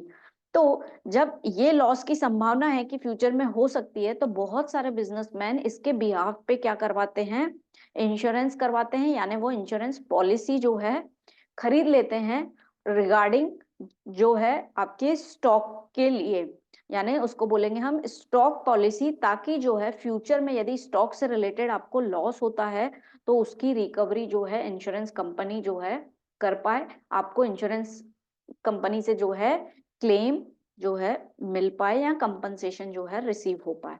तो इसी को ही हम कहते हैं loss of sorry law policy of stock policy of insurance. ठीक है, अब हम ये देखें कि जब ये तो हमें समझ में आ गया कि स्टॉक का लॉस होगा उसके कारण यदि हमने इंश्योरेंस करवाया है और उसकी रिस्क से निपटने के लिए हमने इंश्योरेंस करवाया, उसके बिहाफ पे हमें जो है क्लेम मिलेगा, उसको हम stock claim for the stock बोलेंगे। ठीक है, अब जो है इसका वैल्यूएशन जो कि हमसे क्वेश्चन पूछा गया है कि इसकी जो है कैलकुलेशन कैसे होगी, हम कैसे निकालेंगे कि हमारे स्टॉक का कितना लॉस हुआ है, तो अब जो है हम उस प्रोसीजर को देखेंगे। ठीक है, तो वैल्यूएशन ऑफ स्टॉक सबसे पहली स्टेप क्या रहेगी कि आपको निकालना पड़ेगा परसेंटेज ऑफ ग्रॉस प्रॉफिट, या हम उसको ये बोल दें ग्रॉस प्रॉफिट रेशियो, या फिर आपका ग्रॉस प्रॉफिट का कितना परसेंटेज है आपके बिजनेस में, वो सबसे पहली step. Find out the percentage of gross profit on sales for the previous year by referring trading account of the previous year. आपका जो पिछले साल का ट्रेडिंग अकाउंट होगा, है ना, जिसमें आपने ओपनिंग स्टॉक, परचेज और direct expenses, sales, closing stock लिखा होगा, वहां पर आपने लिखा होगा ग्रॉस प्रॉफिट, वहां से निकला होगा, जनरेट हुआ होगा ग्रॉस प्रॉफिट। ठीक है, तो आप उस बेसिस पे जो है ये निकाल सकते हैं कि परसेंटेज ऑफ ग्रॉस प्रॉफिट आपके बिजनेस में क्या चल रहा है। यस, जैसे कि हम इमेजिन करें कि आपने ओपनिंग स्टॉक लिखा है, परचेज लिखा है, देन डायरेक्ट एक्सपेंसेस लिख लिए, फिर सेल्स लिखा है, क्लोजिंग स्टॉक लिखा है, तो फिर क्या निकलता है, यहाँ पे ग्रॉस प्रॉफिट आया होगा। तो यही ग्रॉस प्रॉफिट आपके सेल्स का कितना परसेंटेज है, तो इससे ग्रॉस प्रॉफिट रेशियो आ जाएगा कि इतना परसेंटेज आपको ग्रॉस प्रॉफिट होता है ना। तो ये प्रीवियस ईयर के ट्रेडिंग अकाउंट से निकालेंगे। क्वेश्चन में कभी कभी डायरेक्टली दे दिया जाता है कि 30% ग्रॉस प्रॉफिट चल रहा है, 40% ग्रॉस प्रॉफिट हमको मिल रहा है, 20% मिल रहा है, यहाँ तो डायरेक्टली दिया रहेगा। और दूसरा, या तो आपको प्रीवियस ईयर के ट्रेडिंग अकाउंट से रिलेटेड जो है इंफॉर्मेशन दी होगी और उसके बेसिस पे हम खुद जो है वो ग्रॉस प्रॉफिट निकालेंगे। That will B step number 1। याद करते चलना है कि जब वैल्यूएशन ऑफ स्टॉक करेंगे हम, तो सबसे पहले ग्रॉस प्रॉफिट परसेंटेज निकालेंगे प्रीवियस ईयर के बेसिस पे कि हमारा ग्रॉस प्रॉफिट का रेशियो कितना है। Yes, step 2, memorandum trading account. अब सेकेंड स्टेप क्या कर लेंगे हम, मेमोरेंडम ट्रेडिंग अकाउंट बनाएंगे। पहले सबसे पहले हमने ग्रॉस प्रॉफिट रेशियो निकाल लिया। अब सेकेंड में मेमोरेंडम ट्रेडिंग अकाउंट का मतलब ये होता है कि जब से हमारा करंट ईयर स्टार्ट हुआ है और जिस दिन तक आग लगी है, up to date of fire, तब तक का जो है हम क्या बनाएंगे, एक छोटा सा ट्रेडिंग अकाउंट बनाएंगे।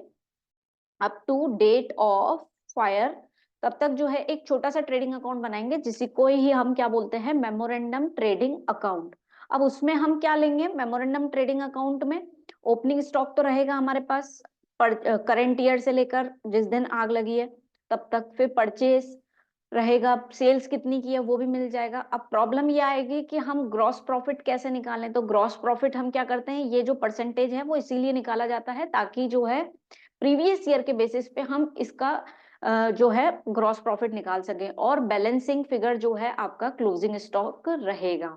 ठीक है, फॉर एग्जाम्पल कि आपका फाइनेंशियल ईयर स्टार्ट होता है 1 जनवरी को और आपके यहाँ आग लग गई है 30 अप्रैल को।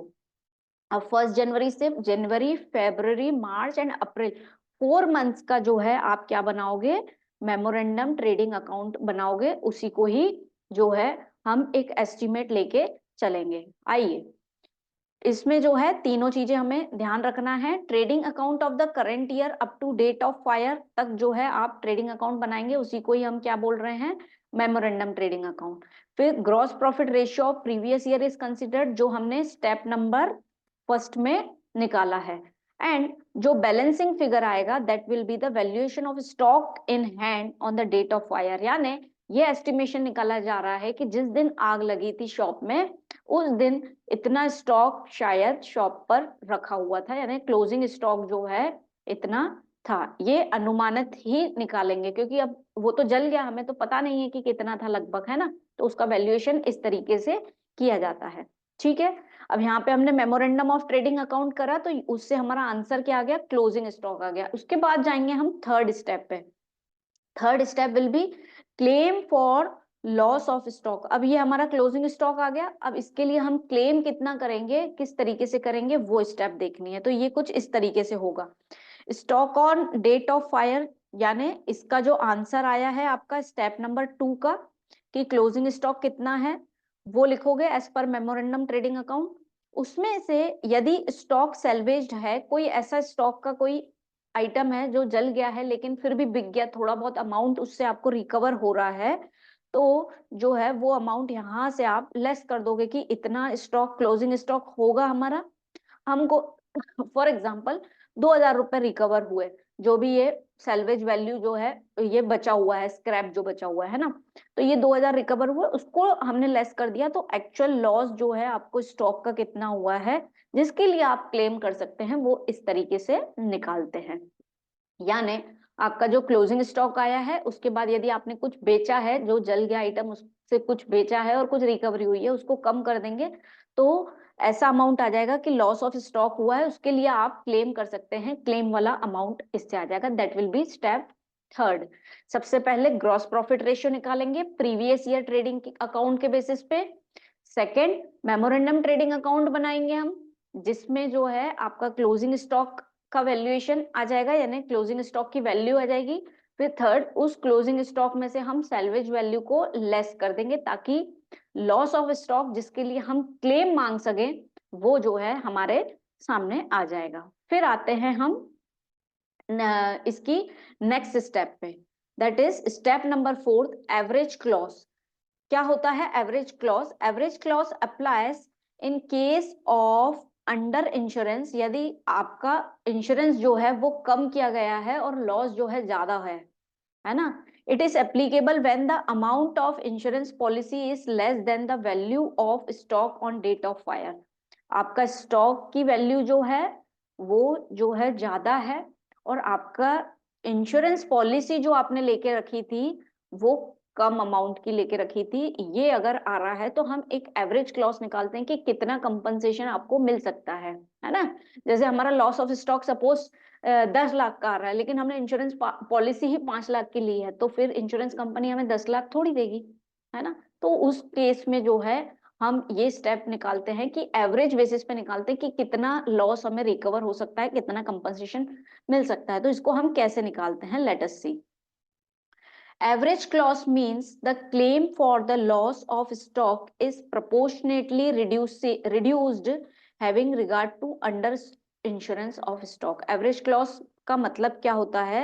Means the claim for loss of stock is proportionately reduced regarding the, यानी अंडर इंश्योरेंस कम इंश्योरेंस को देख के जो है उसका प्रपोर्शन निकाला जाता है कि कितना इंश्योर्ड स्टॉक का अमाउंट जो है हमें मिल सकता है, उसी को ही हम एवरेज क्लॉज कहते हैं। ठीक है। क्लेम, क्लेम कैसे हम निकालेंगे? वैल्यू ऑफ इंश्योरेंस पॉलिसी जो हमारे क्वेश्चन में रहेगी, लॉस ऑफ स्टॉक ये हमने जो है स्टेप वाइज कैलकुलेशन की है, and value of stock on the date of fire. तो इस फॉर्मूले से जो है हम क्लेम कितना बनेगा actually due to under insurance, यानी हमने इंश्योरेंस कम करवाया है और हमारा लॉस ऑफ स्टॉक जो है वो ज्यादा है, तो हम वो वैल्यू निकालेंगे कि उसके हिसाब से जो है हमारे कितना कंपनसेशन बनता है। इसको जो है हम एक एग्जांपल से भी करके देख लेते हैं। Suppose the stock on the date of fire is 1,20,000, है ना। जिस दिन आग लगी थी तो हो सकता है आपका इंश्योरेंस स्टॉक जो है वो 1,20,000 का था। सम इंश्योर्ड जो आपने करवाया था दैट इज 96,000 का आपने इंश्योरेंस करवाया था। The actual loss of stock after salvage, यानी जो आपका एक्चुअल लॉस हुआ है सेल्वेज वगैरह हटाने के बाद, तो वो जो है 80,000। Then the claim for loss of stock कितना बनेगा? तो उसकी कैलकुलेशन हम कैसे करेंगे? हम इस फॉर्मूला में जो है उसको पुट अप करेंगे। यस, ये क्लेम हम कैसे निकालेंगे? तो value of insurance policy, value of insurance policy कितनी है? दैट इज सम इंश्योर्ड हमने करवाया है 96,000 का, ये लिख लिया। उसमें इनटू कर देंगे लॉस ऑफ स्टॉक, तो loss of stock after stock salvage that is 80,000, ठीक है। और अपॉन में value of stock on the date of fire, stock की वैल्यू कितनी थी जिस दिन आग लगी थी, दैट इज 1,20,000, जो हमने स्टेप वाइज कैलकुलेशन की है उसमें से हमें मिल जाएगा। ठीक है, अब इसको कैलकुलेट कर लेते हैं। 30 से 30 कैंसिल, 96 को काट लेते हैं हम 12 के टेबल से, 10 से 10 कैंसिल, 12 1 जा 8 जा, तो ये आ रहा है आपका 64,000 रुपीज का जो है एक्चुअली क्लेम आपको मिलेगा। यानी यहाँ पे क्या हो रहा है कि आपका लॉस ऑफ स्टॉक जो है वो तो हुआ है 1,20,000 का, लेकिन इंश्योरेंस कम करवाया है, तो जो है उसके हिसाब से क्लेम जो है कितना बन रहा है आपका, दैट इज 64,000 जो है आपको क्लेम मिलेगा।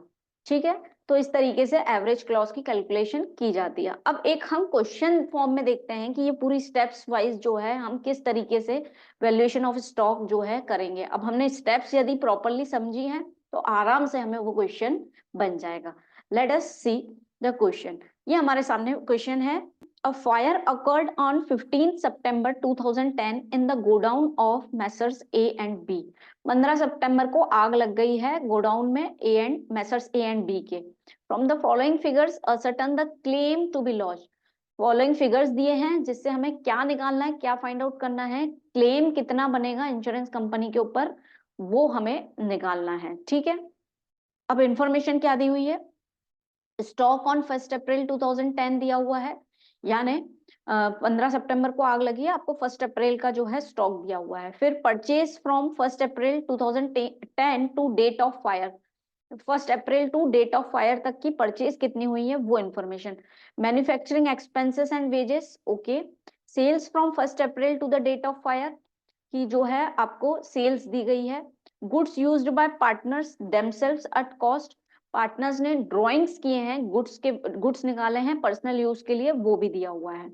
फिर the rate of gross profit is 30% on cost, आपको ग्रॉस प्रॉफिट रेट दिया है कि 30% कॉस्ट पे जो है ग्रॉस, या नहीं, ये क्या दिया हुआ है आपको, ग्रॉस प्रॉफिट रेशियो दिया है, जो हम स्टेप फर्स्ट की कैलकुलेशन करते हैं, ठीक है। The stock salvage was valued at 36,000, कुछ आपको रिकवर हुआ है, ये जो आपका लॉस बाय फायर हो रहा है उससे कुछ रिकवर हुआ है, दैट इज 36,000, ठीक है। तो सबसे पहली स्टेप क्या थी हमारी, ग्रॉस प्रॉफिट का कैलकुलेशन करना, फिर मेमोरेंडम ट्रेडिंग अकाउंट बनाना। तो स्टेप्स देख लेते हैं। यस, सबसे पहले आपको निकालना है परसेंटेज ऑफ ग्रॉस प्रॉफिट, तो हम जो है स्टेप नंबर फर्स्ट लिखेंगे।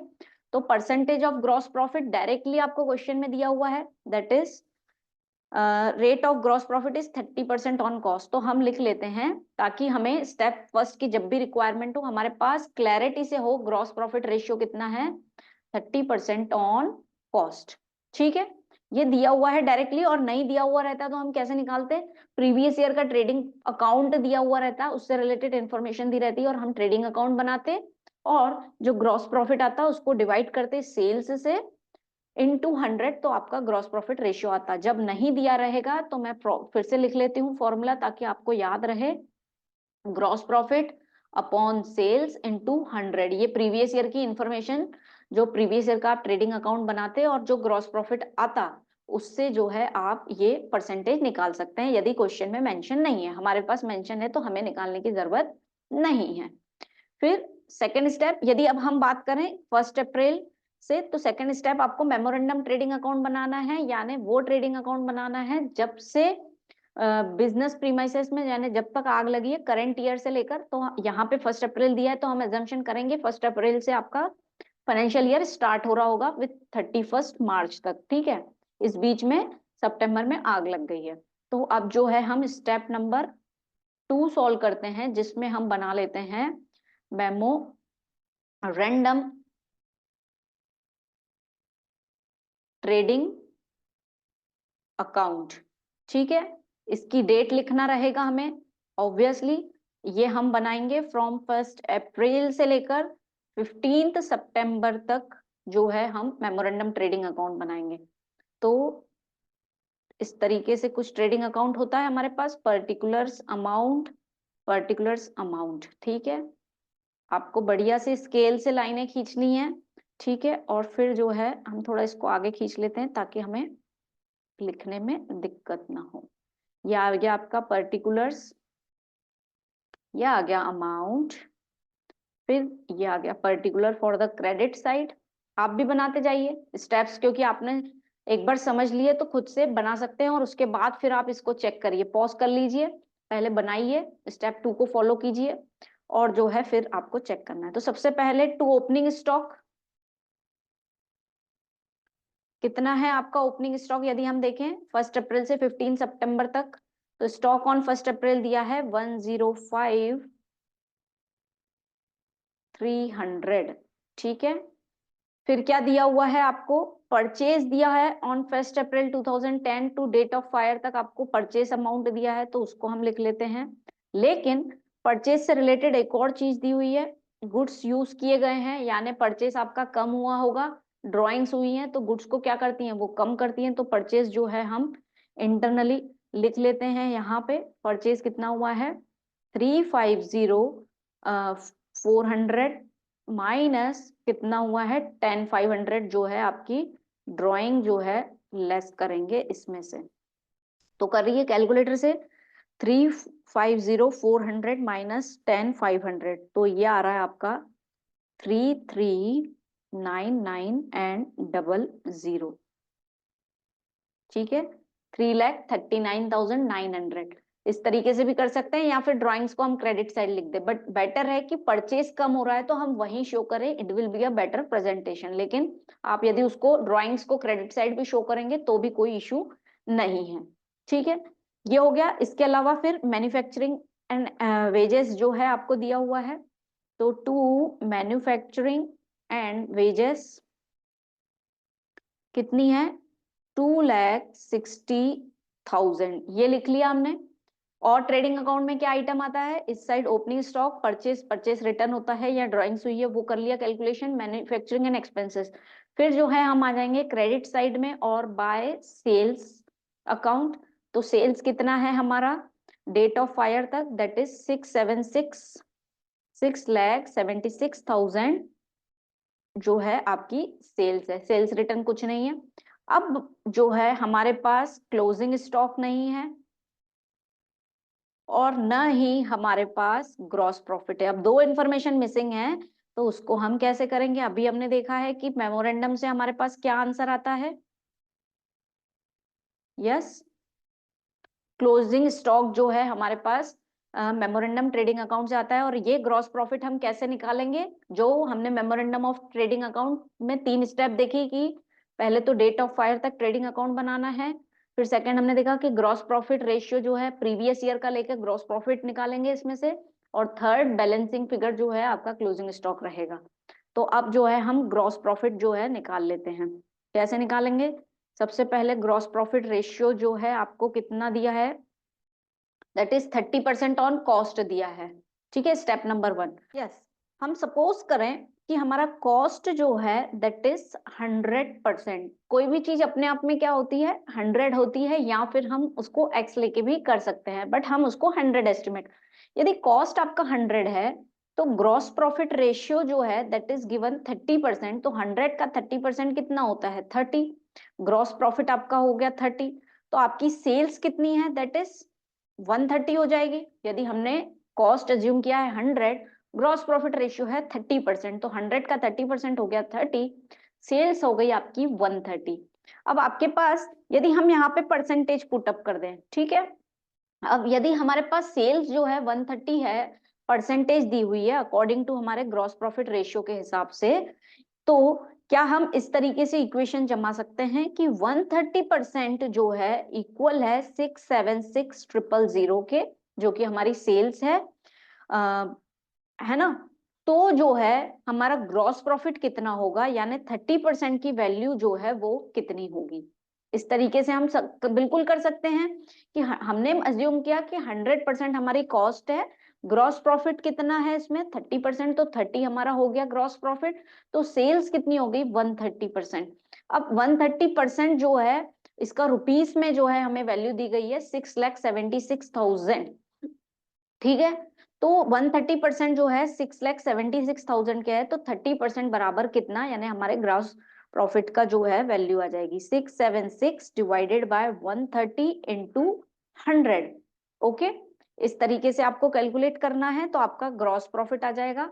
और दूसरा, यदि आपको जो है इसको जो है समझने में इशू हो रहा है, तो आप जो है इसका फॉर्मूला भी लिख सकते हो कि sales into 100 plus 100 plus gross profit rate जो आपको दिया हुआ है, इसको आप याद कर लीजिए और फिर जो है इसकी कैलकुलेशन इस तरीके से भी कर सकते हैं, बट हमें लॉजिकली समझना है 130% बराबर 6,76,000, तो 30% बराबर कितना। तो आइए इसको कैलकुलेट करते हैं। 676,000 डिवाइडेड बाय 30 इंटू 30, तो ये कितना आ रहा है आपका 1,56,000 जो है आपका ग्रॉस प्रॉफिट आ रहा है। अब हमारे पास सभी आइटम्स हैं। अब हम यदि डेबिट में से क्रेडिट की सेल्स को लेस कर देंगे तो क्लोजिंग स्टॉक जो है हमारा बैलेंसिंग फिगर के वे में आंसर आ जाएगा। तो लेट अस टोटल इट, कितना आ रहा है, तो 1,05,300 प्लस 339900 प्लस 2,60,000 प्लस 156,000, तो ये आ रहा है हमारा 861,200 डेबिट साइड का टोटल आ रहा है। इसमें से सेल्स घटा दें यदि हम 6,76,000 यदि हम लेस कर दें तो हमारा बैलेंसिंग फिगर आ रहा है 185,200।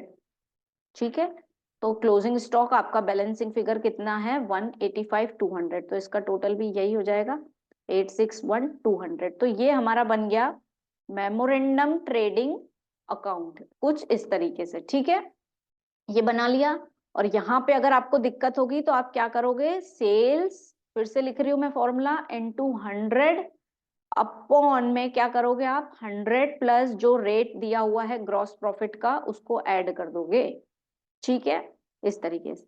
अब आते हैं हम स्टेप नंबर 3 में, that is claim of for loss of stock निकालेंगे। तो उसमें हम क्या करते हैं, स्टेप 2 में जो आपका क्लोजिंग स्टॉक आया है, value of stock that is कितनी आई है, 185,200।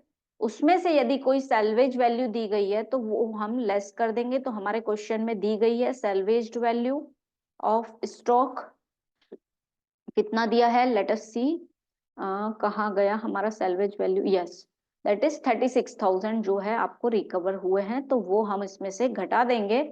तो जो है आपको क्या आ जाएगा, that is loss of stock, जिसके लिए जो है आप क्या कर सकते हैं, क्लेम कर सकते हैं। तो 185,200 माइनस 36,000 दैट इज 149,200, ये इसके लिए आप क्लेम मांग सकते हैं। अब फोर्थ स्टेप जो है एवरेज क्लॉस है, लेकिन हमको इंश्योरेंस पॉलिसी कितनी ली है, इंश्योरेंस कितने का करवाया है वो नहीं दिया गया है, और न ही ये चीज पूछी गई है, हमसे सिर्फ ये पूछा है कि लॉस ऑफ स्टॉक कितना। तो हमने स्टेप 3 जो है इस तरीके से कर ली, ठीक है। तो ये आपका लॉस ऑफ स्टॉक क्लेम कितना है, दैट इज 149,200। तो आपको ध्यान देना है, जैसे हमने स्टेप समझी है उसी तरीके से हमने कैलकुलेशन भी की है, ठीक है। सबसे पहले ग्रॉस प्रॉफिट रेशियो, फिर मेमोरेंडम ट्रेडिंग अकाउंट, फिर आपका वैल्यूएशन ऑफ स्टॉक में से सैल्वेज को लेस कर देंगे तो loss of stock for the claim आ जाएगा। और फिर यदि आपको इंश्योरेंस की पॉलिसी दी है और पूछा गया है कि कितनी क्लेम कंपनसेशन इंश्योरेंस कंपनी देगी, तो वो जो है फिर हम एवरेज क्लॉज करके निकाल लेंगे, ठीक है। इंश्योरेंस पॉलिसी इनटू जो है loss of stock, insurance policy कितनी ली है और loss of stock on the date of fire, और एक्चुअली स्टॉक लॉस कितना हुआ है उससे, ठीक है, ये हो गया। अब इसमें जो सेकंड आता है आपका कि लॉस ऑफ प्रॉफिट, अब हम उस टॉपिक को समझते हैं।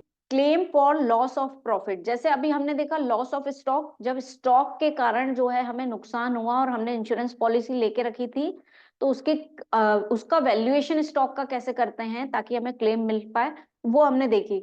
अब जब हमारे बिजनेस में आग लगी है और उसके कारण हमारा प्रॉफिट इम्पैक्ट हुआ है, यानी हमारा प्रॉफिट जो है कम हो गया है या बहुत कम हो गया है या प्रॉफिट ही नहीं हो रहा, उसके संबंध में जो है क्लेम हम किस तरीके से रिकवर कर सकते हैं, तो उसकी कैलकुलेशन जो है अब हम देखेंगे, ठीक है। तो let us read, when a fire occurs it not only destroy its assets but also dislocates the normal working condition for some time. यह ऑब्वियस सी बात है कि जब भी आग लगेगी आपके बिजनेस में तो एसेट्स का तो नुकसान जो होगा सो होगा, बट आपके बिजनेस की जो वर्किंग कंडीशन है वो भी इम्पैक्ट करेगी, है ना। किसी को 2 महीने लग सकते हैं वापस रिकवरी में, किसी को 4 महीने लग सकते हैं, किसी को साल भर भी लग सकता है। Due to fire the activities of the business are paralysed, सही बात है ना। फायर के कारण बिजनेस की एक्टिविटीज जो है पैरालाइज्ड हो जाती है, the sales of the business are affected, और सेल्स जो है इम्पैक्ट करती है। As a result of reduction in sale the profit is also reduced. Obvious सी बात है, यदि आपके बिजनेस में आग लगी है तो उससे फर्क पड़ेगा, तो आपकी सेल्स कम हो जाएगी, और जब सेल्स कम होगी तो ऑब्वियस सी बात है आप प्रॉफिट भी कम कमाएंगे। However, reduction in sales does not reduce the standing or fixed expenses of business as they are required to be incurred as before। लेकिन सेल्स तो कम हो रही है और प्रॉफिट भी कम हो रहा है, लेकिन जो एक्सपेंसेस हो रहे थे बिजनेस में पहले वो तो अभी भी होंगे ना, कि सैलरी देना है लोगों को तो देना है, यस, डेप्रिसिएशन चार्ज करना है तो करना है, तो जो भी एक्सपेंसेस लगने हैं बिजनेस में वो तो लगेंगे ही लगेंगे, किसी रेंट देना है बिल्डिंग का, जो भी चीजें। तो वही चीज बता रहे हैं कि सेल्स का रिडक्शन हुआ तो इसका मतलब ये नहीं है कि फिक्स्ड एक्सपेंसेस में जो है कुछ जो है फर्क पड़ेगा, उस एक्सपेंसेस तो हमें पे ही करने हैं जैसे पहले करने। Therefore a business concern takes a loss of profit policy, और इसी के कारण जो है बिजनेसमैन जो है लॉस ऑफ प्रॉफिट पॉलिसी लेके रखता है which covers the risk against such losses. तो वो जो है उसको उससे बचाती है कि जब उसकी सेल्स कम हो रही है और प्रॉफिट कम हो रहा है तो उसका कंपनसेशन जो है वो इंश्योरेंस कंपनी से ले पाए, क्योंकि उसके जो एक्सपेंसेस है, जो फिक्स्ड एक्सपेंसेस हैं, जैसे कि सैलरी देना, रेंट देना, इस तरीके इलेक्ट्रिसिटी बिल हो गया, जिस तरीके की बिलिंग हो गई, तो वो तो उसको देना ही है ना। तो इसके निपटने के लिए वो जो पॉलिसी लेके रखता है कि प्रॉफिट भले कम हो रहा है लेकिन मुझे क्लेम तो मिल पाए प्रॉफिट कम का, है ना। तो उसी को ही बोलते हैं claim for loss of profit. और अब जो है हम उसकी स्टेप्स देखते हैं। कैलकुलेशन ऑफ क्लेम, सबसे पहली स्टेप है कैलकुलेशन ऑफ शॉर्ट सेल्स। सबसे पहले हम निकालते हैं शॉर्ट सेल्स। अब बात करें यदि हम शॉर्ट सेल्स, तो इसका मतलब क्या होता है। फॉर एग्जाम्पल कि 1 जनवरी टू 31 दिसंबर हमारा फाइनेंशियल ईयर है, और आग जो है 30 अप्रैल को फायर से जो है हमारा नुकसान हुआ है। अब इस 30 अप्रैल के बाद बिजनेस ने कितने समय सफर किया होगा। फॉर एग्जाम्पल हम माने कि 2 मंथ्स जो है बिजनेस ने सफर किया है, जिसके कारण बिजनेस की सेल्स जो है वो कम हुई है। ठीक है, तो हम क्या करेंगे, ये 2 मंथ्स कौन से हो जाएंगे यदि हम 30 अप्रैल से काउंट करें, मई एंड जून, 30 मई एंड 30 जून, ये जो है इसमें हमारी सेल्स जो है कम हुई है। तो हम क्या करेंगे, इसी के ही प्रीवियस ईयर में जाएंगे और देखेंगे प्रीवियस ईयर में मई एंड जून में जो है कितनी सेल्स हुई थी, उसको लेंगे। और हम ये एक्सपेक्ट करेंगे कि पिछले साल इतनी हुई थी और इस बार 10% और ज्यादा हो सकती है, मतलब ऐसी आपने एक्सपेक्टेशन की थी।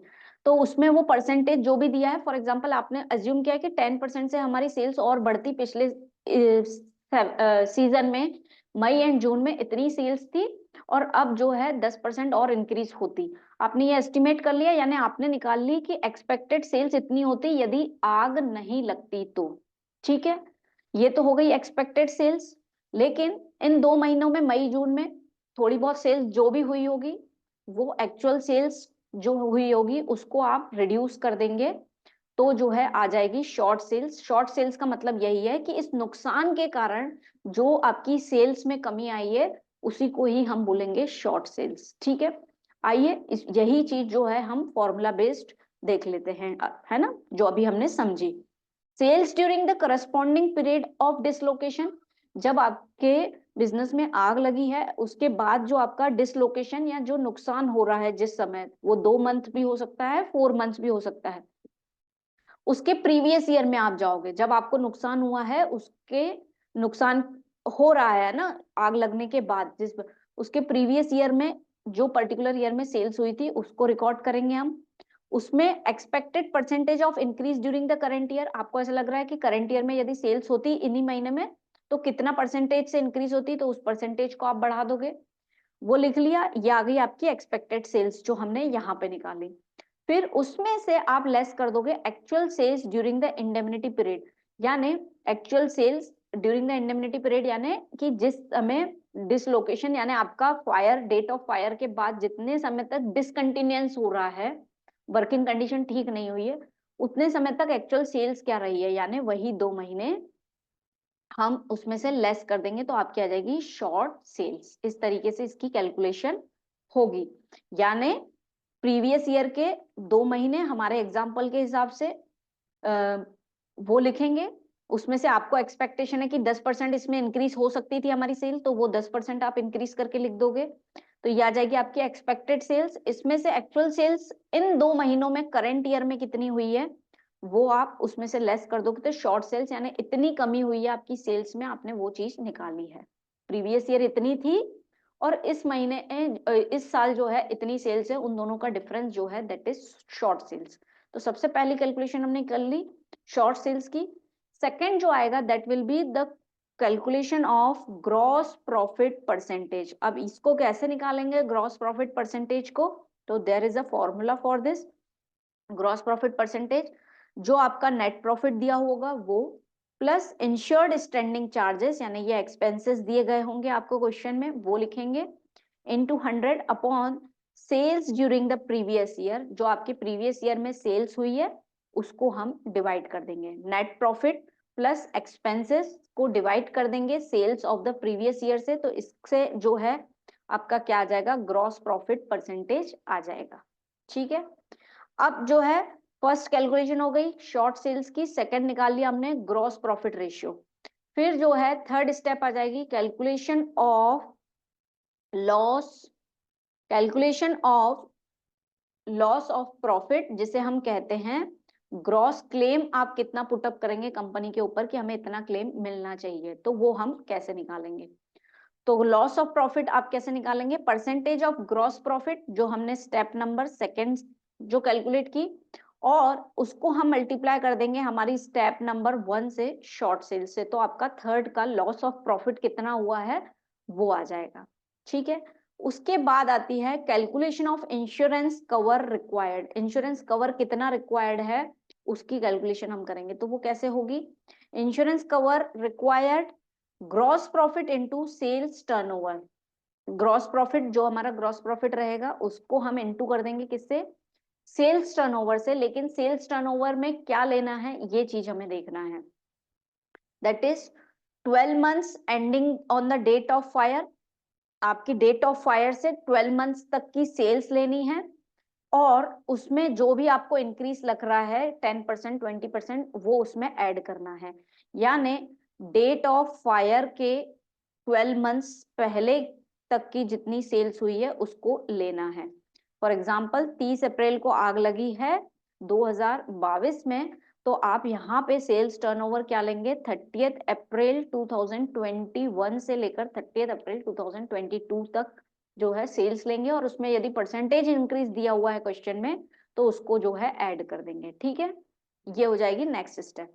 Then comes applicable average clause, जो अभी हमने देखा था कि इंश्योरेंस वैल्यू कम है और आपने इंश्योरेंस कम का करवाया है और लॉस ज्यादा है, तो उस केस में हम क्या करते हैं, एवरेज क्लॉज का कैलकुलेशन करते हैं। तो वो कैसे होगा, जो आपने क्लेम कैसे लोगे, इंश्योरेंस पॉलिसी ली है उसमें इनटू कर देंगे हम लॉस ऑफ प्रॉफिट, वहां क्या कर रहे थे हम, लॉस ऑफ स्टॉक, और इंश्योरेंस कवर रिक्वायर्ड या जो है हमारी प्रीवियस स्टेप जो हमने निकाली है उससे हम डिवाइड कर देंगे, तो ये आ जाएगा आपका एवरेज क्लॉज का कैलकुलेशन। तो इस तरीके से जो है आपका क्वेश्चन सॉल्व होगा। सबसे पहले हम शॉर्ट सेल्स निकालेंगे, देन ग्रॉस प्रॉफिट रेशियो, उसके बाद थर्ड स्टेप जो है calculation of loss of profit, then insurance covered required fourth step, and fifth step will be the average clause. जब आपका इंश्योरेंस जो है आपने कम करवाया और आपका लॉस ज्यादा हो रहा है तो आप जो है प्रपोर्शनेट निकालते हैं कि कितना कंपनसेशन मिल सकता है,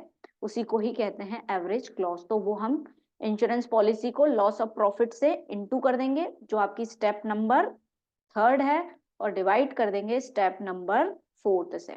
ठीक है, अब स्टेप एक बार आप रिवाइज कर लीजिए और उसके बाद जो है क्वेश्चन हमें सॉल्व करना है। तो let us come to the question ताकि हमें और क्लैरिटी मिल सके रिगार्डिंग द क्वेश्चन। तो हमारे सामने क्वेश्चन है, on 1 November 2009 a severe fire broke out in the premises of Mohan and Company Limited। ठीक है, the indemnity period lasted for 4 months, यानी जो नुकसान चला है फायर के बाद वो कितना हुआ है, 4 months का आपको नुकसान झेलना पड़ा है फायर के बाद, है ना।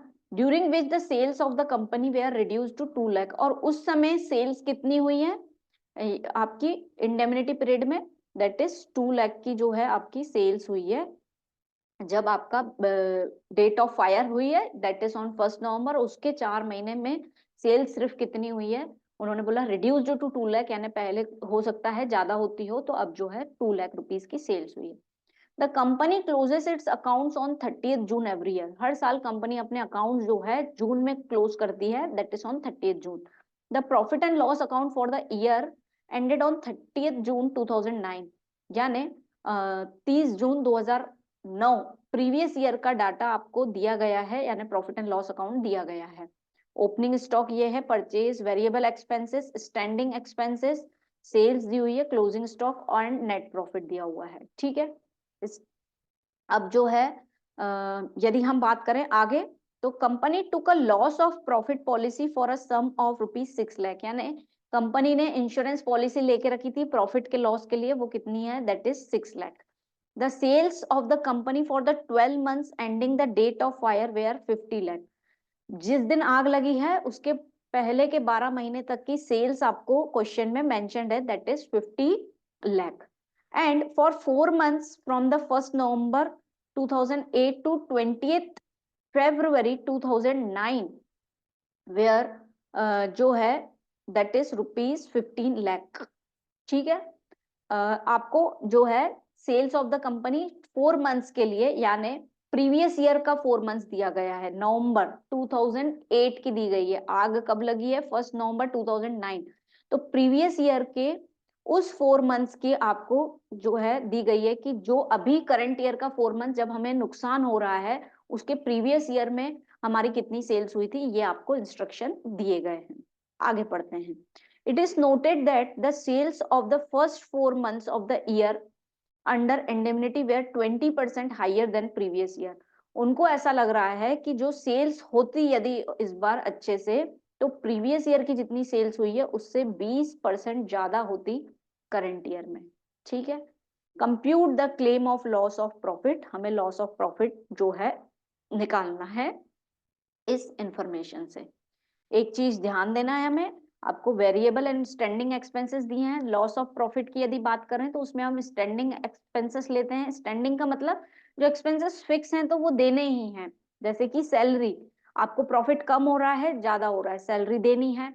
रेंट कम हो रहा है ज्यादा हो रहा है, सॉरी रेंट देना ही पड़ेगा हर मंथ, यदि प्रॉफिट कम हो रहा है ज्यादा हो रहा है उससे फर्क नहीं पड़ता है, तो उसी को ही हम कहते हैं स्टैंडिंग चार्जेस, और यही जो है हम कैलकुलेशन में भी कंसिडर करते हैं।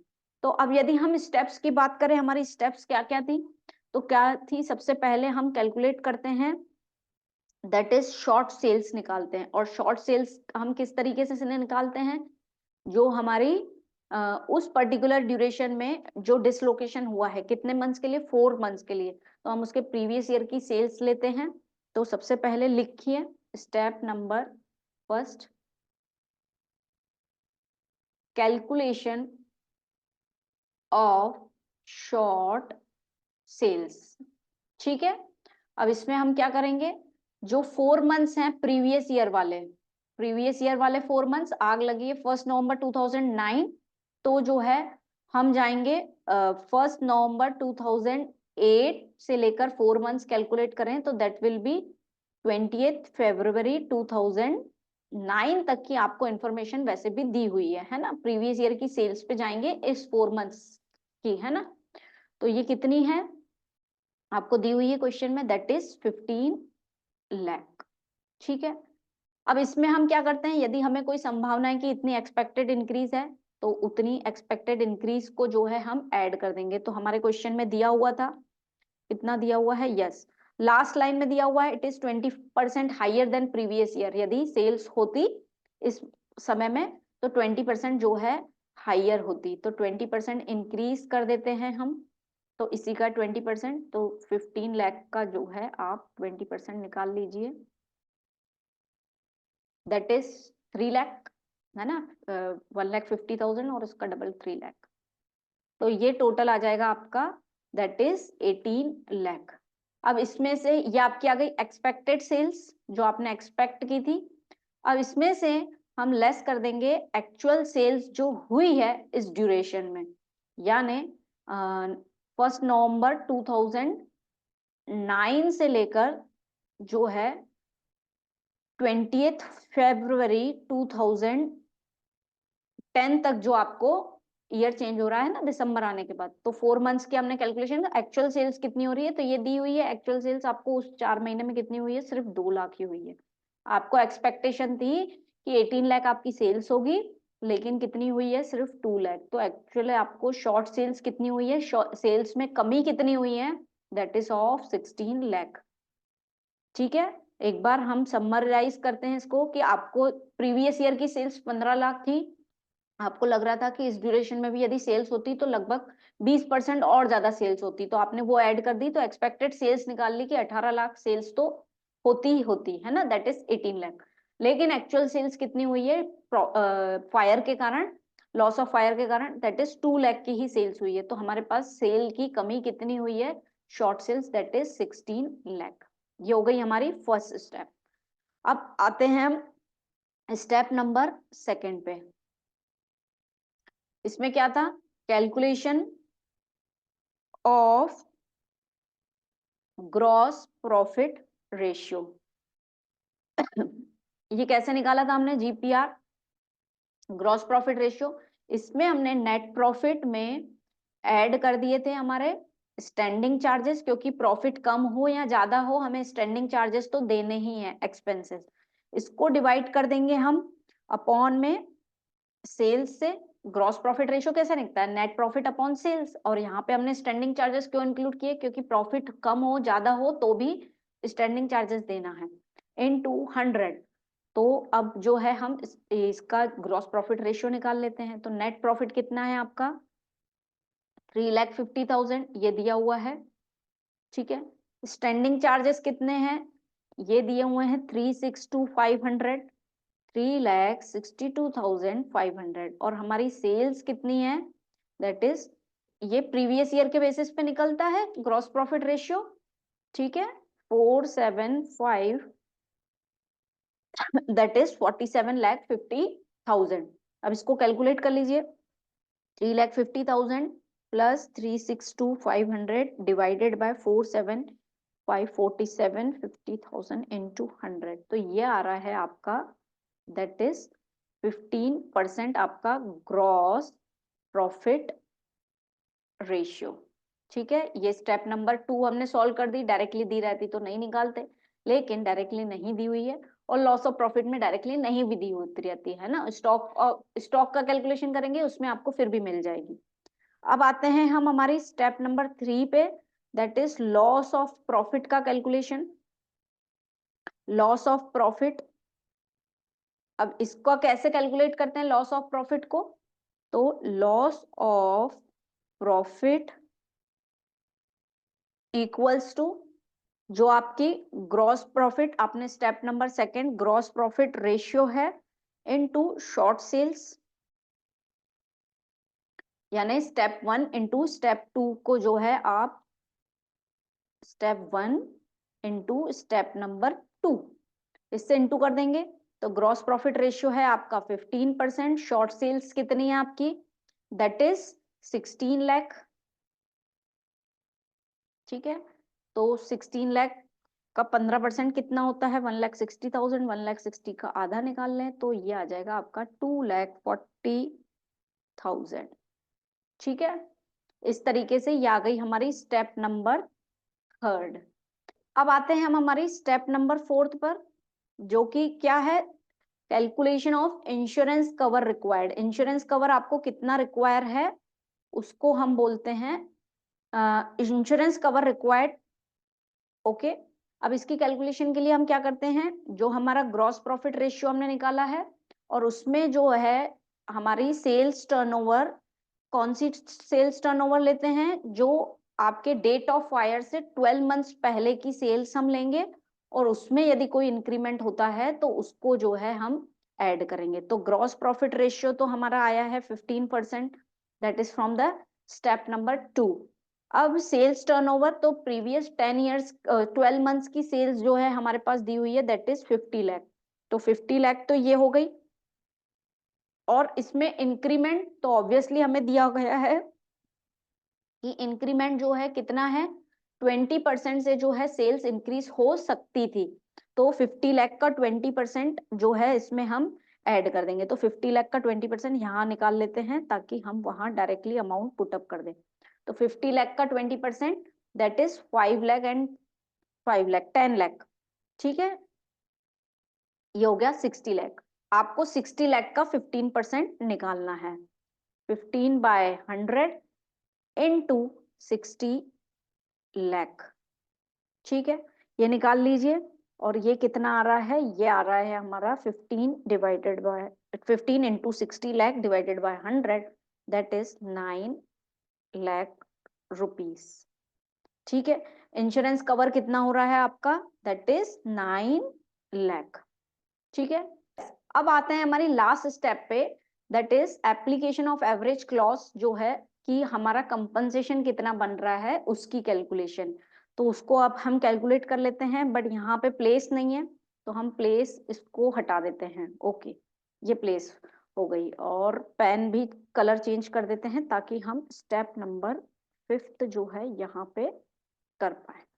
स्टेप नंबर 5 जहां पे हम कैलकुलेट करेंगे हमारा एवरेज क्लॉस, और वो हम कैसे निकालते हैं, इसका फॉर्मूला क्या देखा था हमने, इंश्योरेंस पॉलिसी जो हमने ली है वो इनटू आपकी step number third that is loss of profit divided by step number four that is insurance cover कितना था आपका, है ना। ये इसको बस फॉर्मूले में पुटअप कर देंगे तो इंश्योरेंस पॉलिसी कितने की लिए है, ये दिया है हमारा 6 लाख रुपीस, तो ये 6 लाख लिख लेते हैं। लॉस ऑफ प्रॉफिट कितना आया है, दैट इज 2,40,000, ये लिख दिया हमने 2,40,000, और इसको हमें डिवाइड करना है हमारे इंश्योरेंस कवर से, दैट इज ऑफ 9 लाख। ठीक है, तो कैलकुलेट कर लीजिए इसको, 6 lakh into 2,40,000 divided by 9 lakh, तो ये आ रहा है आपका 1,60,000 का जो है आंसर आ रहा है, 1,60,000 का आपका कंपनसेशन बन रहा है। ठीक है, तो इस तरीके से आपकी लॉस ऑफ प्रॉफिट पॉलिसी का जो है कैलकुलेशन होता है, जिसको हमने स्टेप वाइज देखा। क्या देखा हमने कि सबसे पहले हमें शॉर्ट सेल्स निकालनी है, फिर ग्रॉस प्रॉफिट रेशियो आ जाएगा आपका सेकेंड स्टेप में, दैट इज स्टेप नंबर 2, फिर लॉस ऑफ प्रॉफिट निकालेंगे, और लॉस ऑफ प्रॉफिट हम स्टेप नंबर 3 कैसे निकालते हैं, स्टेप नंबर 1 एंड 2 से। ठीक है, स्टेप नंबर 3 आ गई, फिर हम आते हैं स्टेप 4 पे, जिसमें हम इंश्योरेंस कवर निकालते हैं, जब आग लगी है उससे 12 मंथ्स पहले की सेल्स लेकर उसमें इंक्रीज दिया है यदि, तो उसको भी ऐड कर देंगे, और उसका ग्रॉस प्रॉफिट रेशियो निकाल देंगे कि लगभग जो है 9 लाख रुपए का हमारा इंश्योरेंस कवर होना चाहिए। और लास्ट स्टेप आती है हमारी एवरेज क्लॉज, जिसमें हमारी इंश्योरेंस पॉलिसी हमारी कितने की ली हुई है, क्योंकि कम की ली हुई है, लॉस ज्यादा का है ना। और उससे हम स्टेप नंबर 3 से जो है इंटू कर देंगे डिवाइडेड बाय स्टेप नंबर 4, तो जो है 1,60,000 जो है आपका एवरेज क्लॉज आ रहा है। तो इस तरीके से जो है लॉस ऑफ प्रॉफिट की कैलकुलेशन होगी। तो दोस्तों यहाँ पे हमने देखा इंश्योरेंस क्लेम क्या होता है, और लॉस ऑफ स्टॉक की calculation and loss of profit की कैलकुलेशन। अगर थ्योरेटिकल आ जाएगी तो भी आपको स्टेप वाइज आप आराम से लिख सकते हैं, क्योंकि अब तो हमें वो चीज समझ में आ गई, और प्रैक्टिकली आएगी तो हम इस तरीके से स्टेप वाइज उसको सॉल्व करेंगे। तो दोस्तों यहाँ पर हमारा यूनिट 3 जो है वो फिनिश होता है। With this thank you for the session.